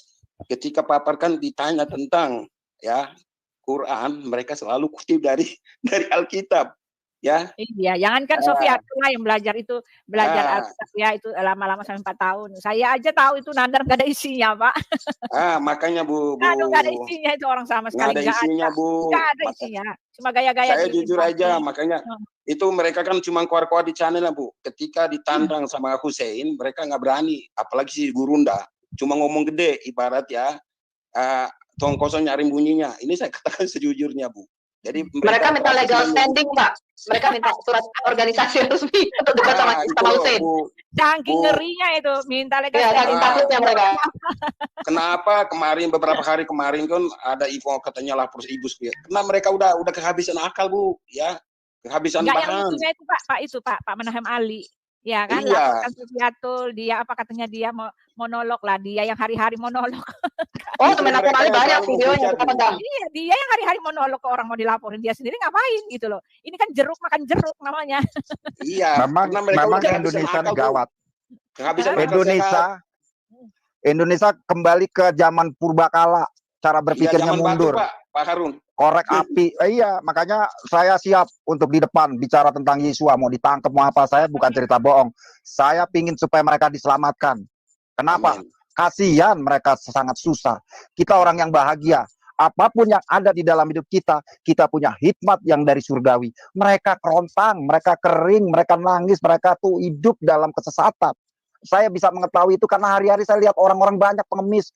Saya tawarin, kamu mau hidup jelas, nangis. Mereka dibodoh-bodohin, apalagi barusan ini ustadz yang menipu. Mereka ditipu, mereka dibodoh-bodohin. Ada yang ada di mana? Di pesantren, semuanya diwajibkan. Ini benar-benar dulu Bu, saya punya didoktrin. Pokoknya kamu pacaran sama orang Kristen, kamu buntingin. Setelah itu Islamin. Itu dulu.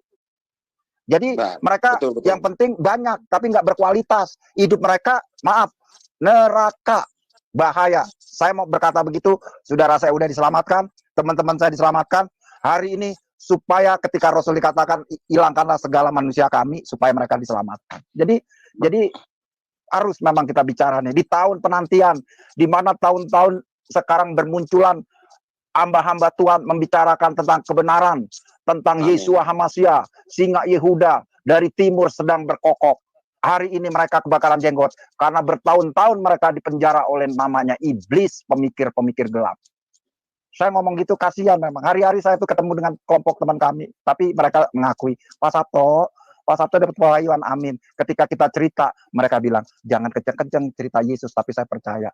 Karena tradisi yang sudah menempel di Indonesia, sehingga kita punya tradisi Arab, tapi saya percaya mereka juga akan percaya dengan namanya. Siapa Yesua Hamasya?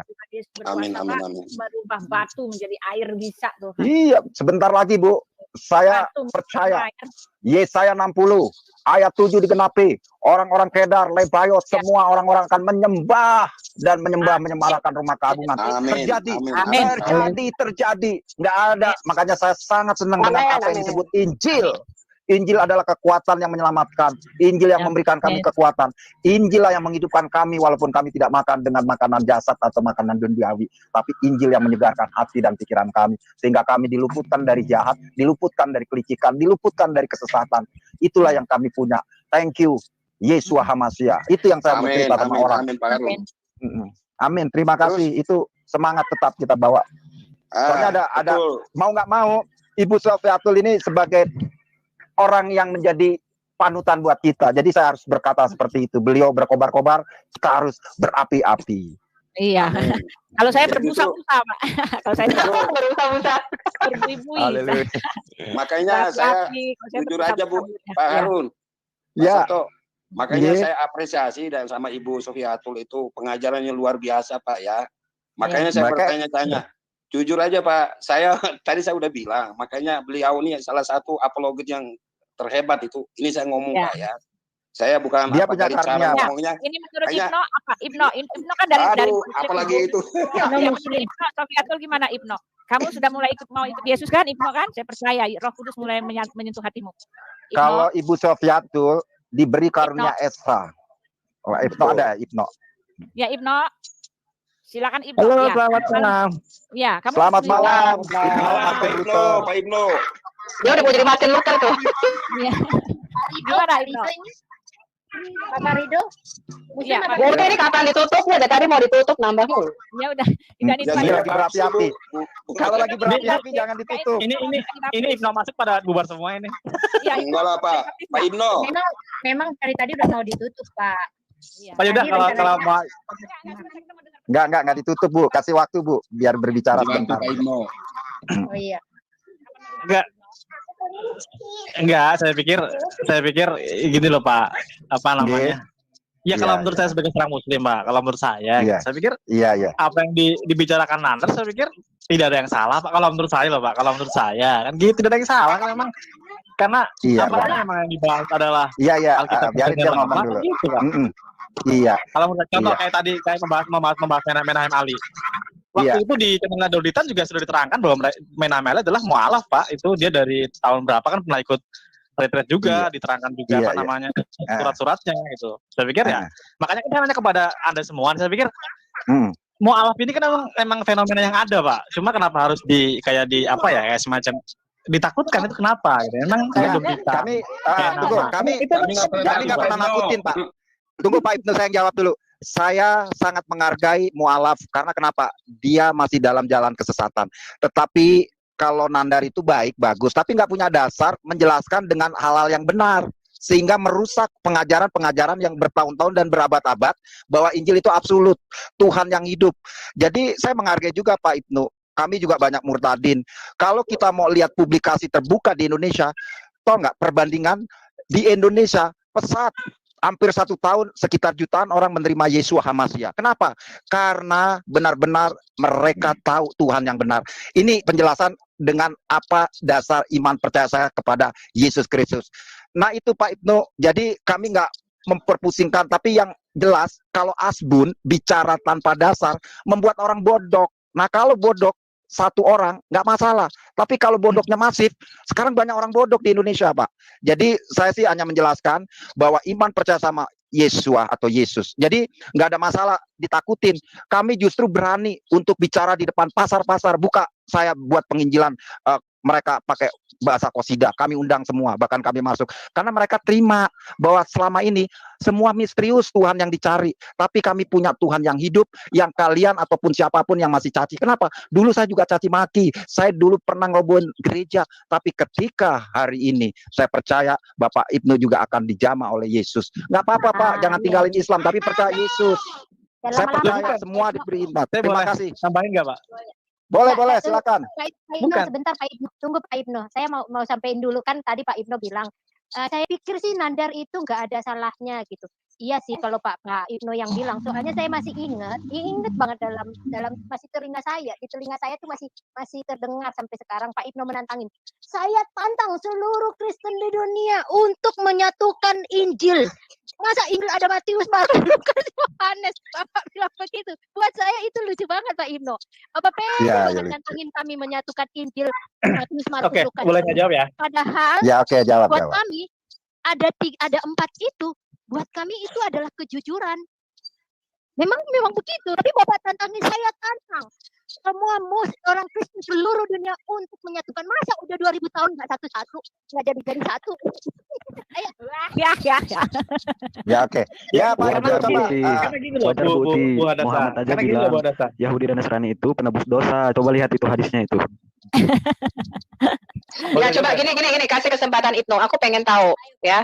Menurut kamu mengapa Islam itu agama yang Oh ya udah kamu jawab dulu. Ya, jawab. Aja sekalian nanti saya jawab Bu Hadasa, Pak Sabto sama Bu Sofiatul. Coba deh silakan deh. Jawab dulu satu. Bukan loh Bu, siapa Bu? Enggak, ini satu buat Bu Hadasa nih, Bu Hadasa ya. Karena gitu loh Bu Hadasa. Ini silakan Anda cek sendiri kan. Di beberapa atau denominasi Kristen ataupun Katolik pun kitabnya pun sudah berbeda kan Bu, contoh nih ya. Jumlah kitab yang dipercaya oleh Katolik itu pun berbeda dengan Protestan. Salah. Deuteronomika itu kitab sejarah, bukan firman Tuhan. Intinya gini loh Pak. Yang saya tahu kan, ada beberapa kitab ataupun bab yang tidak dipercaya di lingkungan Katolik ataupun Protestan ya. Saya bukan ahli bilang itu ya. Siapa bilang Protestan nggak percaya Deuteronomika? Kami nggak percaya. Kami cuma nggak memasukkan itu aja Pak. Cuma saya pertanyaan karena itu hanya kata-kata sejarah, itu bukan firman Tuhan, makanya nggak dimasukin. Nantangin kami untuk membuat jadi Injil itu 4-4-nya jadi satu. Kamu begitu pede kenapa? Itu dasar pemikirannya apa itu saya pengen tahu. Ya karena gini loh Bu, karena karena di Islam pun kan demikian Bu. Ketika memang terjadi di Islam kan memang Al-Qur'an itu adanya itu gitu loh Bu. Jadi saya pengen gitu. Cuma kalau memang tidak mungkin ya sudah nggak apa-apa. Karena peradaban kita memang berbeda Bu. Itu salahnya kamu. Karena kamu maunya kami kayak Islam. Kami nggak mau jadi kayak Islam Pak. Oke. Sekarang dia nggak salah Bu. Dia belum belajar. Dia belum tahu. Hari ini kalau kita lihat namanya filosofi tentang menanam, kita nggak usah berdebat keras. Bapak dengerin ada Pak Bu Sofiatul kenapa ya kan? Terus apa? Simpen aja kalau itu pun kalau menurut. Saya jawab dulu. Enggak saya jawab dulu Pak Sabto. Iya silakan. Terima kasih Pak. Bapak bisa jawab Pak. Jadi gini loh Pak. Ini mudah-mudahan yang nonton banyak nih. Mudah-mudahan Pak. Jadi gini Pak. Kita kan Muslim dan Kristen atau Katolik kadang di YouTube kan berdebat nih Pak, ya kan? Iya.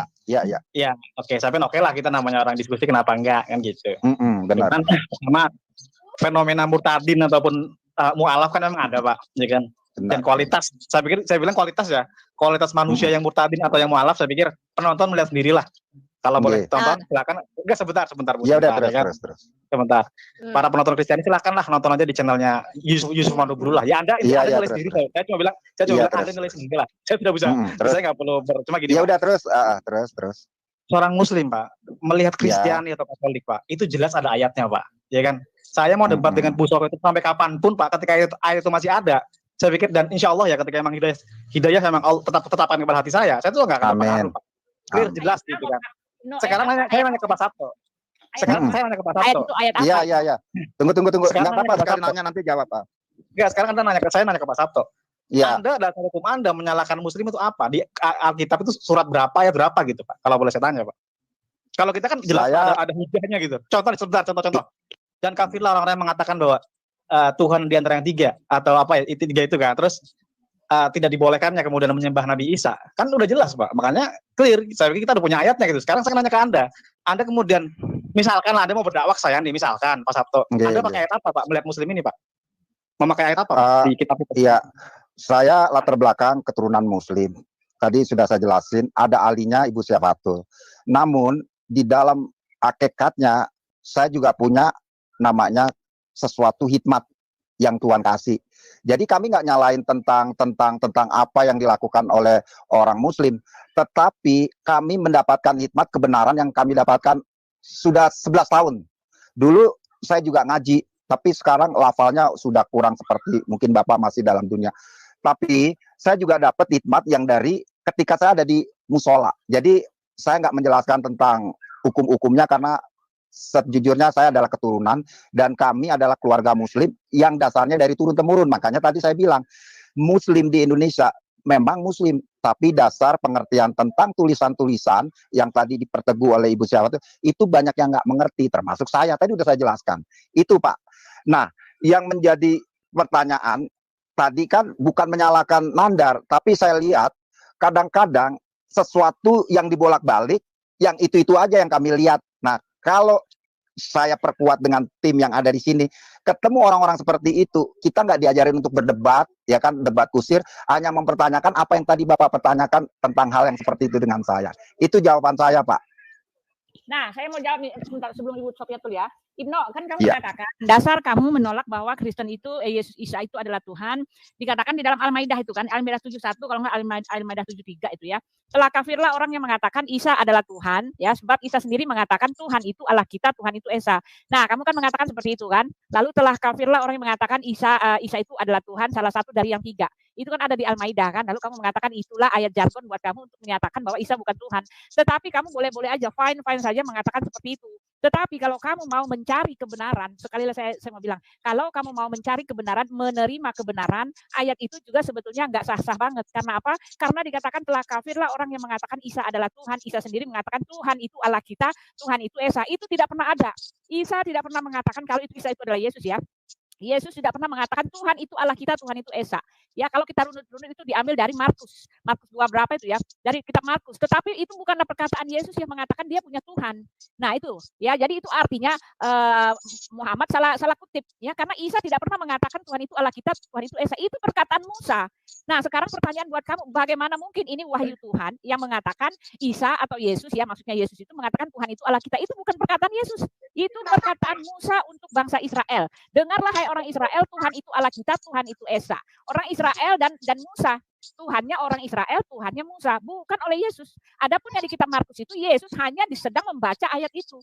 Nah, pertanyaannya, kalau kamu percaya bahwa itu adalah wahyu Tuhan, bagaimana bisa begitu? Bagaimana bisa salah-salah ambil ayat gitu loh? Ya, istilahnya jadi ayat itu tidak sah-sah banget karena dalil yang dipakai untuk menyangkal juga salah gitu loh. Ya, kalau Isa itu dirujuk kepada Yesus. Lalu dikatakan telah kafirlah Isa, orang yang mengatakan Isa adalah Tuhan karena salah satu dari yang 3. Sejak kapan kami punya Tuhan itu 3 gitu loh. Dalil yang dipakai pun salah gitu loh. Ya, jadi kamu nggak bisa mengatakan itu sah karena dalil yang dipakai pun salah untuk mengatakan Isa bukan Tuhan dengan dalil yang salah, dalil yang tidak tahu. Ayo coba Ibu Sofiatul, apakah Tuhan kita 3? Apakah Yesus mengatakan Tuhan itu Allah kita, Tuhan itu Esa? Sebentar saya potong Bu Uti, sebentar saya potong Bu Uti. Jadi gini lah Bu Uti. Ketika 3 ataupun 1, ya kan, ketiga ataupun 1 itu sudah diinterlock Bu, namanya diinterlock dalam Al-Qur'an bahwa ketika memang Anda menyebutkan misalnya oke lah 1 Isa yaitu saya di Islam itu sudah ada ya Bu. Gitu. Saya tidak mau berdebat tentang urusan Kristiani, itu urusan Anda lah, mau 3 ataupun 1. Yang saya tanyakan adalah ketika mungkin Anda mendakwahkan bahwa kemudian Anda adalah agama yang benar misalkan ya kan. Misalkan kemudian Anda Islam itu salah, itu dasarnya itu apa gitu loh. Saya kan pengen belajar Kristen nih. Ibnu kamu sebentar Bu. Misalkan Bu Utin, Ibnu kapan dibaptis? Oke Bu. Dasarnya apa Bu kalau saya salah? Kan nanya gitu dong Bu, ya kan, benar ya? Amin. Ibu Syafatul sudah kasih waktu. Benar ya? Salah. Ibu didik, anak didiknya Ibu Syafatul. Karena Injil palsu. Karena bagi saya pikir Islam itu udah best of the best begitu. Ya. Jadi Pak itu sudah palsu. Halo. Ya, silakan. Sekarang Ya, silakan siapa itu yang ngomong, silakan. Ya, jadi gini Pak, itu di dalam ajaran kekristenan, baik di dalam Alkitab pun sekalipun tidak ada menyinggung yang namanya Islam, karena Islam belum ada. Jadi kalaupun ada di dalam Al-Quran mengenai tentang kenasranian, tentang gerejaan, tentang kekristenan, ya itu ya salahnya di mana kita nggak tahu, saya nggak tahu ya kan, karena di dalam ajaran kekristenan untuk mendakwah ke arah-arah agama lain khususnya Islam tidak ada. Jadi kalaupun ada dasarnya Bapak berkata untuk berdakwah, Bapak mau berdakwah tentang Isa bukan Tuhan, ya itu mungkin dasar dari Bapak. Kalau Bapak bertanya apa dasar kekristenan berdakwah tentang Islam, tidak ada, karena tidak diajarkan, agama Islam itu tidak ada di dalam Alkitab. Itu aja Pak. Oke, boleh saya jawab Pak? Lanjut. Ya jadi gini Pak Ridho. Ya jadi kan sebenarnya kan kitab suci itu kan bagi kita ya, itu kan sebagai tuntunan nih Pak. Jadi kan ketika seorang manusia yang diciptakan butuh sebuah tuntunan, maka Tuhan pun kan menurunkan sebuah rasul atau nabi lah untuk menuntun manusia ini kepada jalan kebenaran gitu Pak. Saya mohon maaf ketika Pak Ridho bilang, Islam itu nggak ada Pak di kitab Pak, di Alkitab loh. Seharusnya ada dong Pak, kan itu kitab tuntunan manusia. Misalkan Islam disamakan dengan penyembah berhala misalkan. Islam itu disamakan dengan penyembah berhala Pak. Ini ayatnya Pak. Nah, itu kan dasar. Berarti ternyata Islam menurut Anda penyembah berhala. Bagi saya berhala yang mana nih? Kan saya nanya gitu Pak. Enggak, mungkin gini Pak Ibnu, yang dijelaskan oleh beliau ini begini, di Alkitab sejarah-sejarah dari Muslim itu nggak tertulis karena Injil lebih dulu, baru 600 kemudian keluarlah tentang sejarah masa ya kan yang dianut oleh Muhammad, begitu maksudnya. Jadi Pak beliau tadi mau ceritain tentang ini nggak ngerti dasarnya dari mana gitu. Mungkin seperti itu yang disampaikan tentang bahasa beliau tadi, gitu Pak. Ya, terima kasih. Pak Ibnu, saya cuma mau tambahkan satu Pak ya, semua orang mengaku dirinya benar. Bapak juga mengaku dirinya benar. Sebenar-benarnya Bapak mengaku mengklaim bahwa agama Bapak paling benar, kami pun sama seperti itu. Yang membedakannya adalah bukti-bukti data otentik yang menyatakan bahwa apa yang kami klaim itu adalah kebenaran. Semua klaim itu harus dibuktikan Pak. Semua orang boleh mengklaim, tetapi jika klaimnya itu tidak ada buktinya, itu artinya cuma mengaku. Tetapi kami mempunyai kami mempunyai semua bukti-bukti data-data kebenaran itu. Kami didukung oleh bukti-bukti, bukan cuma mengklaim wahyu-wahyu. Itu loh Pak. Dari situ Bapak bisa mengambil kesimpulan mana yang benar, mana yang tidak. Mana yang dilengkapi dengan bukti-bukti, bukan cuma klaim, mana yang cuma ngaku-ngaku. Itu loh Pak. Itu dari situ Bapak bisa mengambil kesimpulan mana yang benar, mana yang salah. Ya, itu saya jawab Bu ya. Bu, itu saya jawab boleh Bu ya?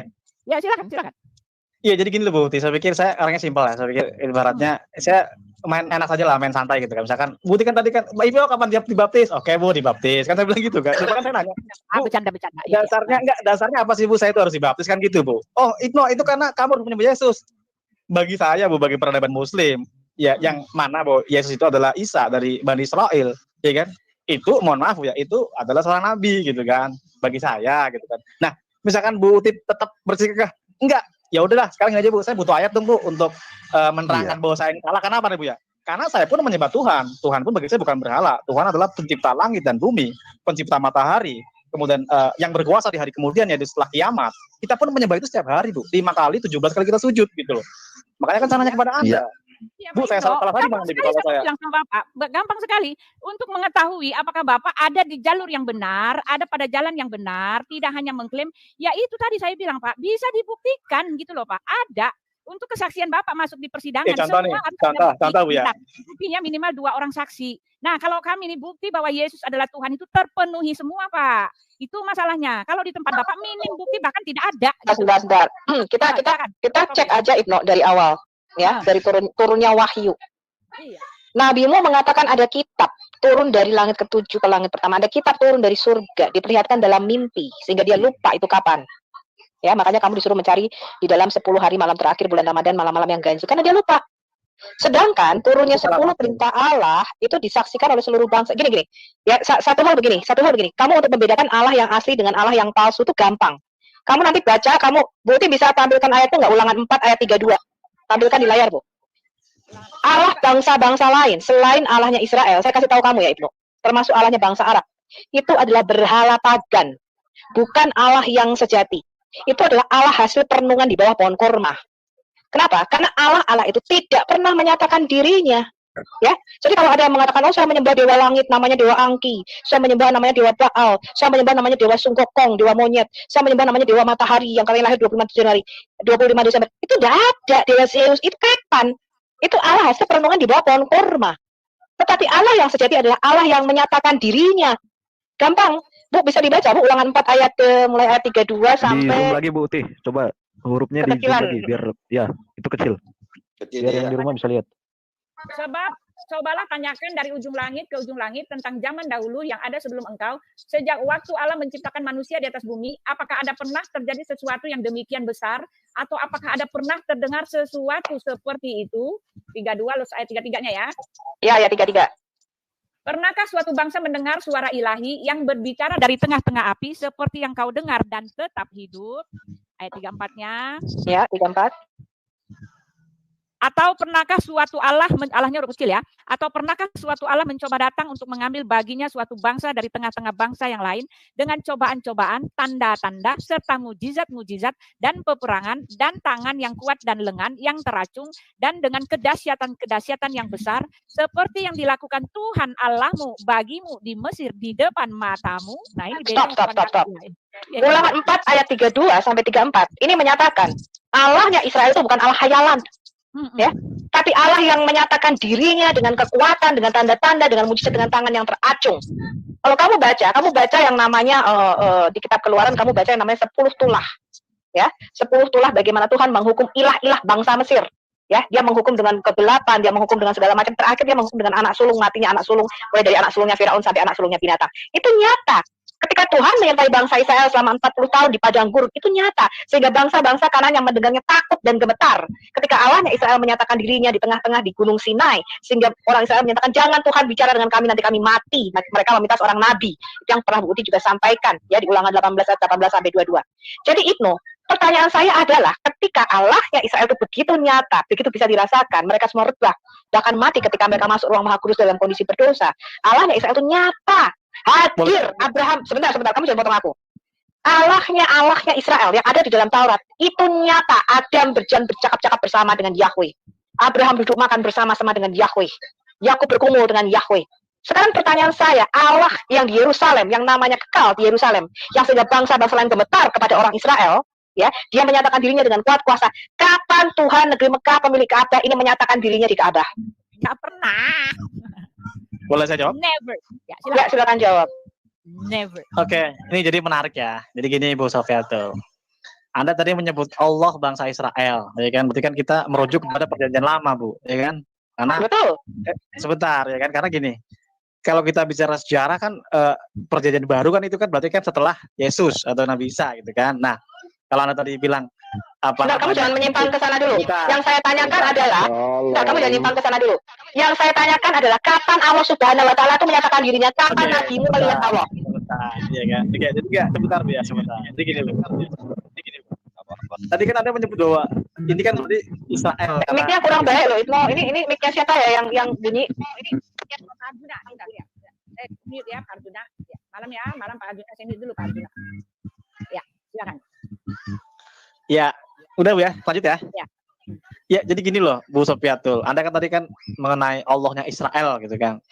Malah saya kan jadi bingung loh Bu, ketika Anda berkata seperti itu, karena kan orang Israel sendiri sekarang gitu kan, itu tidak mempercayai bahwa Yesus itu adalah Tuhan gitu loh. Padahal tadi Anda menyebutkan Allahnya Israel itu seperti itu gitu kan. Cuma kan loh sekarang orang Israel aja sekarang tidak mempercayai yang manusia itu Mesias itu sebagai Tuhan kok kan itu ya kan. Yang kedua belum sebentar Pak, yang kedua sebentar. Kalau Bapak pernah sensus semua penduduk Israel dari bayi sampai kakek buyut, baru Bapak bisa bilang semua nggak percaya.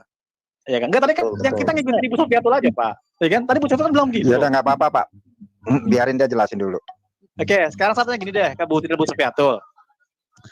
Intinya saya tangkap adalah Muhammad itu salah, bener nggak? Muhammad itu salah, bener nggak? Pertanyaan saya bukan begitu Pak. Anda keliru. Pertanyaan saya adalah Allah yang disembah Muhammad ini loh. Apakah Allah yang sejati? Orang nggak pernah menyatakan dirinya di Ka'bah. Bahkan ketika batu hitam dicuri oleh Al-Qurmuti dibiarkan saja. Padahal pada waktu itu Ka'bah masih menjadi tempat penyembahan berhala. Kenapa batu hitam di surat Al-Fil surat 105 ketika Al-Qurmuti mencuri batu hitam ini? Kenapa? Ketika di surat Al-Fil surat gajah ya surat 105 Itu katanya Allah melindungi dari serangan Abraha. Padahal pada waktu itu Ka'bah masih merupakan tempat penyembahan berhala. Sedangkan batu hitam pada zaman Islam ketika sudah dibersihkan, ya Ka'bah itu dari berhala, kenapa bisa dicuri 23 tahun oleh Al-Qur'an? Allah itu nggak pernah menyatakan dirinya di Ka'bah, Pak. Itu pertanyaan saya. Sedangkan Allah Israel, bentar, Allah Israel itu Allah yang menyatakan dirinya. Bahkan kalau Bapak makanya baca kitab Taurat dulu supaya Bapak ngerti ketika Musa disuruh membuat Mishkan atau tabernakel, di mana Allah Israel itu Shekinahnya ada di antara tengah-tengah umatnya. Jadi kerinduan Allah itu adalah berdiam di antara umatnya. Sedangkan Allah Bapak tidak bisa masuk ke dalam ciptaannya. Ini aneh. Jadi gini Pak Ibnu, ketika kita menyatakan bentar, Bapak jangan jawab dulu kalau saya terangkan. Ketika orang Kristen menyatakan kita menyembah Yahweh, Allah Abraham, Ishak dan Yakub, gampang buktinya Pak. Kitabnya kita jadikan satu, perjanjian lama Tanakh orang Yahudi dijadikan satu dengan perjanjian barunya orang gampang, kita menyembah Allah yang sama. Tetapi kitab Quran Anda, mengapa tidak bisa dijadikan satu dengan Alkitab? Karena isinya bertentangan, bahkan bertolak belakang. Jadi tidak mungkin Allah yang sama mewahyukan dua kitab yang berbeda. Ya. Dan Allah yang di dalam Alkitab adalah Allah yang menyatakan dirinya dengan kuat kuasanya. Dikatakan dia bersyekinah, dia berkemah di antara manusia. Makanya dikatakan Yohanes 1 ayat 14, firman itu menjadi daging dan diam atau bertabernakel di antara kita. Kemudian di dalam kitab Wahyu nanti dikatakan Allah, Yerusalem baru, Wahyu 21, turun. Allah berdiam di antara kita sehingga Yesus mengatakan, kalau kamu setia sampai akhir, nak, aku akan menjadi Allahmu dan kamu akan menjadi anakku dan aku akan berdiam di tengah-tengah kamu. Jadi dari kitab Kejadian kita melihat Allah berdiam di antara manusia di taman di Eden. Ya, kemudian di dalam tabernakel Musa di dalam Taurat, Allah mengatakan dia bersyekinah di tengah-tengah umat Israel. Di dalam Yohanes 1:15 Yesus mengatakan dia firman yang menjadi manusia dan bersyekinah di tengah-tengah kita. Yesus itu tubuhnya adalah bait suci, Pak. Makanya ketika Yesus mengatakan robohkan bait suci dan aku akan membangunnya dalam 3 hari, yang dimaksudkan adalah tubuhnya ketika dia akan bangkit. Yesus itu adalah seluruh kepenuhan Allah tinggal di dalam dia. Dia adalah Allah dalam rupa manusia, 1 Timotius 3 ayat 16. Dia Allah dalam rupa manusia. Sebentar Pak Ibnu. Ya, kemudian di kitab Wahyu, Tuhan sekali lagi bersyekinah, berdiam di antara umatnya. Saya bingung, Allah Subhanahu wa Ta'ala kok tidak bisa tinggal di tengah-tengah kita, bahkan tidak bisa berbicara kepada manusia. Kan ini aneh. Jadi Allah yang Bapak sembah itu tidak nyata, Pak, bukan yang real. Bapak tidak bisa kontak dengan Allah Bapak. Kenapa? Karena Allah Bapak tidak nyata. Nabi Bapak saja tidak pernah bicara dengan Allah Bapak. Nabi Bapak tidak pernah ketemu dengan Allah, sedangkan semua para nabi di dalam Alkitab itu bertemu dengan Tuhan. Kita bisa berhubungan dengan Tuhan. Dia memberikan kita 2 parakletos, yaitu 2 penolong, yaitu Sang Firman dengan Roh Kudus. Pertanyaan saya, Pak, kapan Allah Bapak Subhanahu wa Ta'ala negeri Mekah pemilik Ka'bah menyatakan dirinya? Oke, boleh saja Bu ya. Ya. Sebenarnya gini loh Bu Sofiatul, sebenarnya jangan sebenarnya, gini loh. Allahnya orang Israel itu ketika menyatakan dirinya, orang-orang Mekah, Pak. Mereka merasakan yang namanya hadirat Tuhan. Ketika Yesus ada di tengah-tengah kita, orang menjamah ujung jubahnya sembuh. Orang kusta sembuh, orang buta dicelikan. Itu artinya Allah bersyekinah di tengah-tengah kita. Allah berdiam di antara kita. Pertanyaan saya, Allah Subhanahu wa Ta'ala ini loh Pak, kapan orang pagan Quraisy melihat Allah seperti orang Israel melihat Tuhan bicara dengan dia di Gunung Sinai? Kapan orang pagan Quraisy melihat Allah, Pak, menyatakan dirinya di Ka'bah? Ka'bah katanya Baitullah, katanya rumah Allah. Sedangkan Allahnya Abraham, Ishak dan Yakub yang ada di Yerusalem, ketika dia memberkati bait suci Yerusalem, dia menyatakan kuasanya. Bapak baca di kitab Tawarikh. Ketika dia menyatakan kuasanya, orang-orang rebah. Kenapa? Mereka tidak mampu memandang kekudusan Allah. Jadi hadiratnya bisa dirasakan, nyata, real bisa kamu pegang. Pertanyaan saya, kalau Mekah adalah rumah Allah Bapak, kapan Allah Bapak menyatakan dirinya di Ka'bah? Oke, boleh saja ya. Ini ada bunyi apa ini Bu? Nggak enak Bu. Kenapa sih dengung-dengung Ibnu punya? Ibnu, dengung-dengung. Ya, tolong dibetulin Ibnu. Nih saya mau tambahkan dulu ya Ibnu ya. An-Naba 37, Tuhan yang memelihara langit dan bumi dan apa yang ada di antaranya, keduanya yang maha pemurah, mereka tidak dapat berbicara dengan dia. Nah itu dia Pak. Wow. Jadi lah dia keluar dia. Enggak ada. Oh bukan, belum, masih ada. Jadi Allah Bapak itu tidak pernah berkontak dengan manusia, nggak seperti Allah di dalam Alkitab, Pak. Bapak tidak bisa kenal Allah Bapak. Artinya Allah Bapak itu hanya satu teori. Perenungan di bawah pohon kurma, sama seperti Allahnya bangsa-bangsa lain. Mereka punya Allahnya sendiri-sendiri. Kenapa? Karena mereka merenungkan di bawah pohon kurma. Kalau ada Allah, kira-kira seperti apa? Oh, seperti Dewa Zeus, Dewa Petir. Oh, seperti Dewa Baal, dia berkuasa di Gunung Sepus, di Gunung Sephon. Oh, seperti Dewa Angki, Dewa Langit. Oh, seperti Dewi Sungai Nil. Itu mereka hasil perenungan, Pak, di bawah pohon kurma. Pertanyaan saya, Pak, Allah Bapak tidak memenuhi kriteria Ulangan 4 ayat 32-34. Di mana Allah Israel itu real nyata. Makanya semua bangsa-bangsa takut dan menyembah Allahnya Israel. Kapan Ka'bah sebagai rumah Allah, Allah menyatakan dirinya di Ka'bah? Kapan orang pagan Quraisy melihat Allah Bapak? Seperti orang Israel melihat Tuhan di Gunung Sinai. Oke, belum saja, Bu. Ya, silakan. Silakan. Ya. Saya, Jadi gini loh, Bu Sofiato. Itulah kehebatan dari salah satu mukjizat Nabi Muhammad gitu kan. Salah satu mukjizat yang diberikan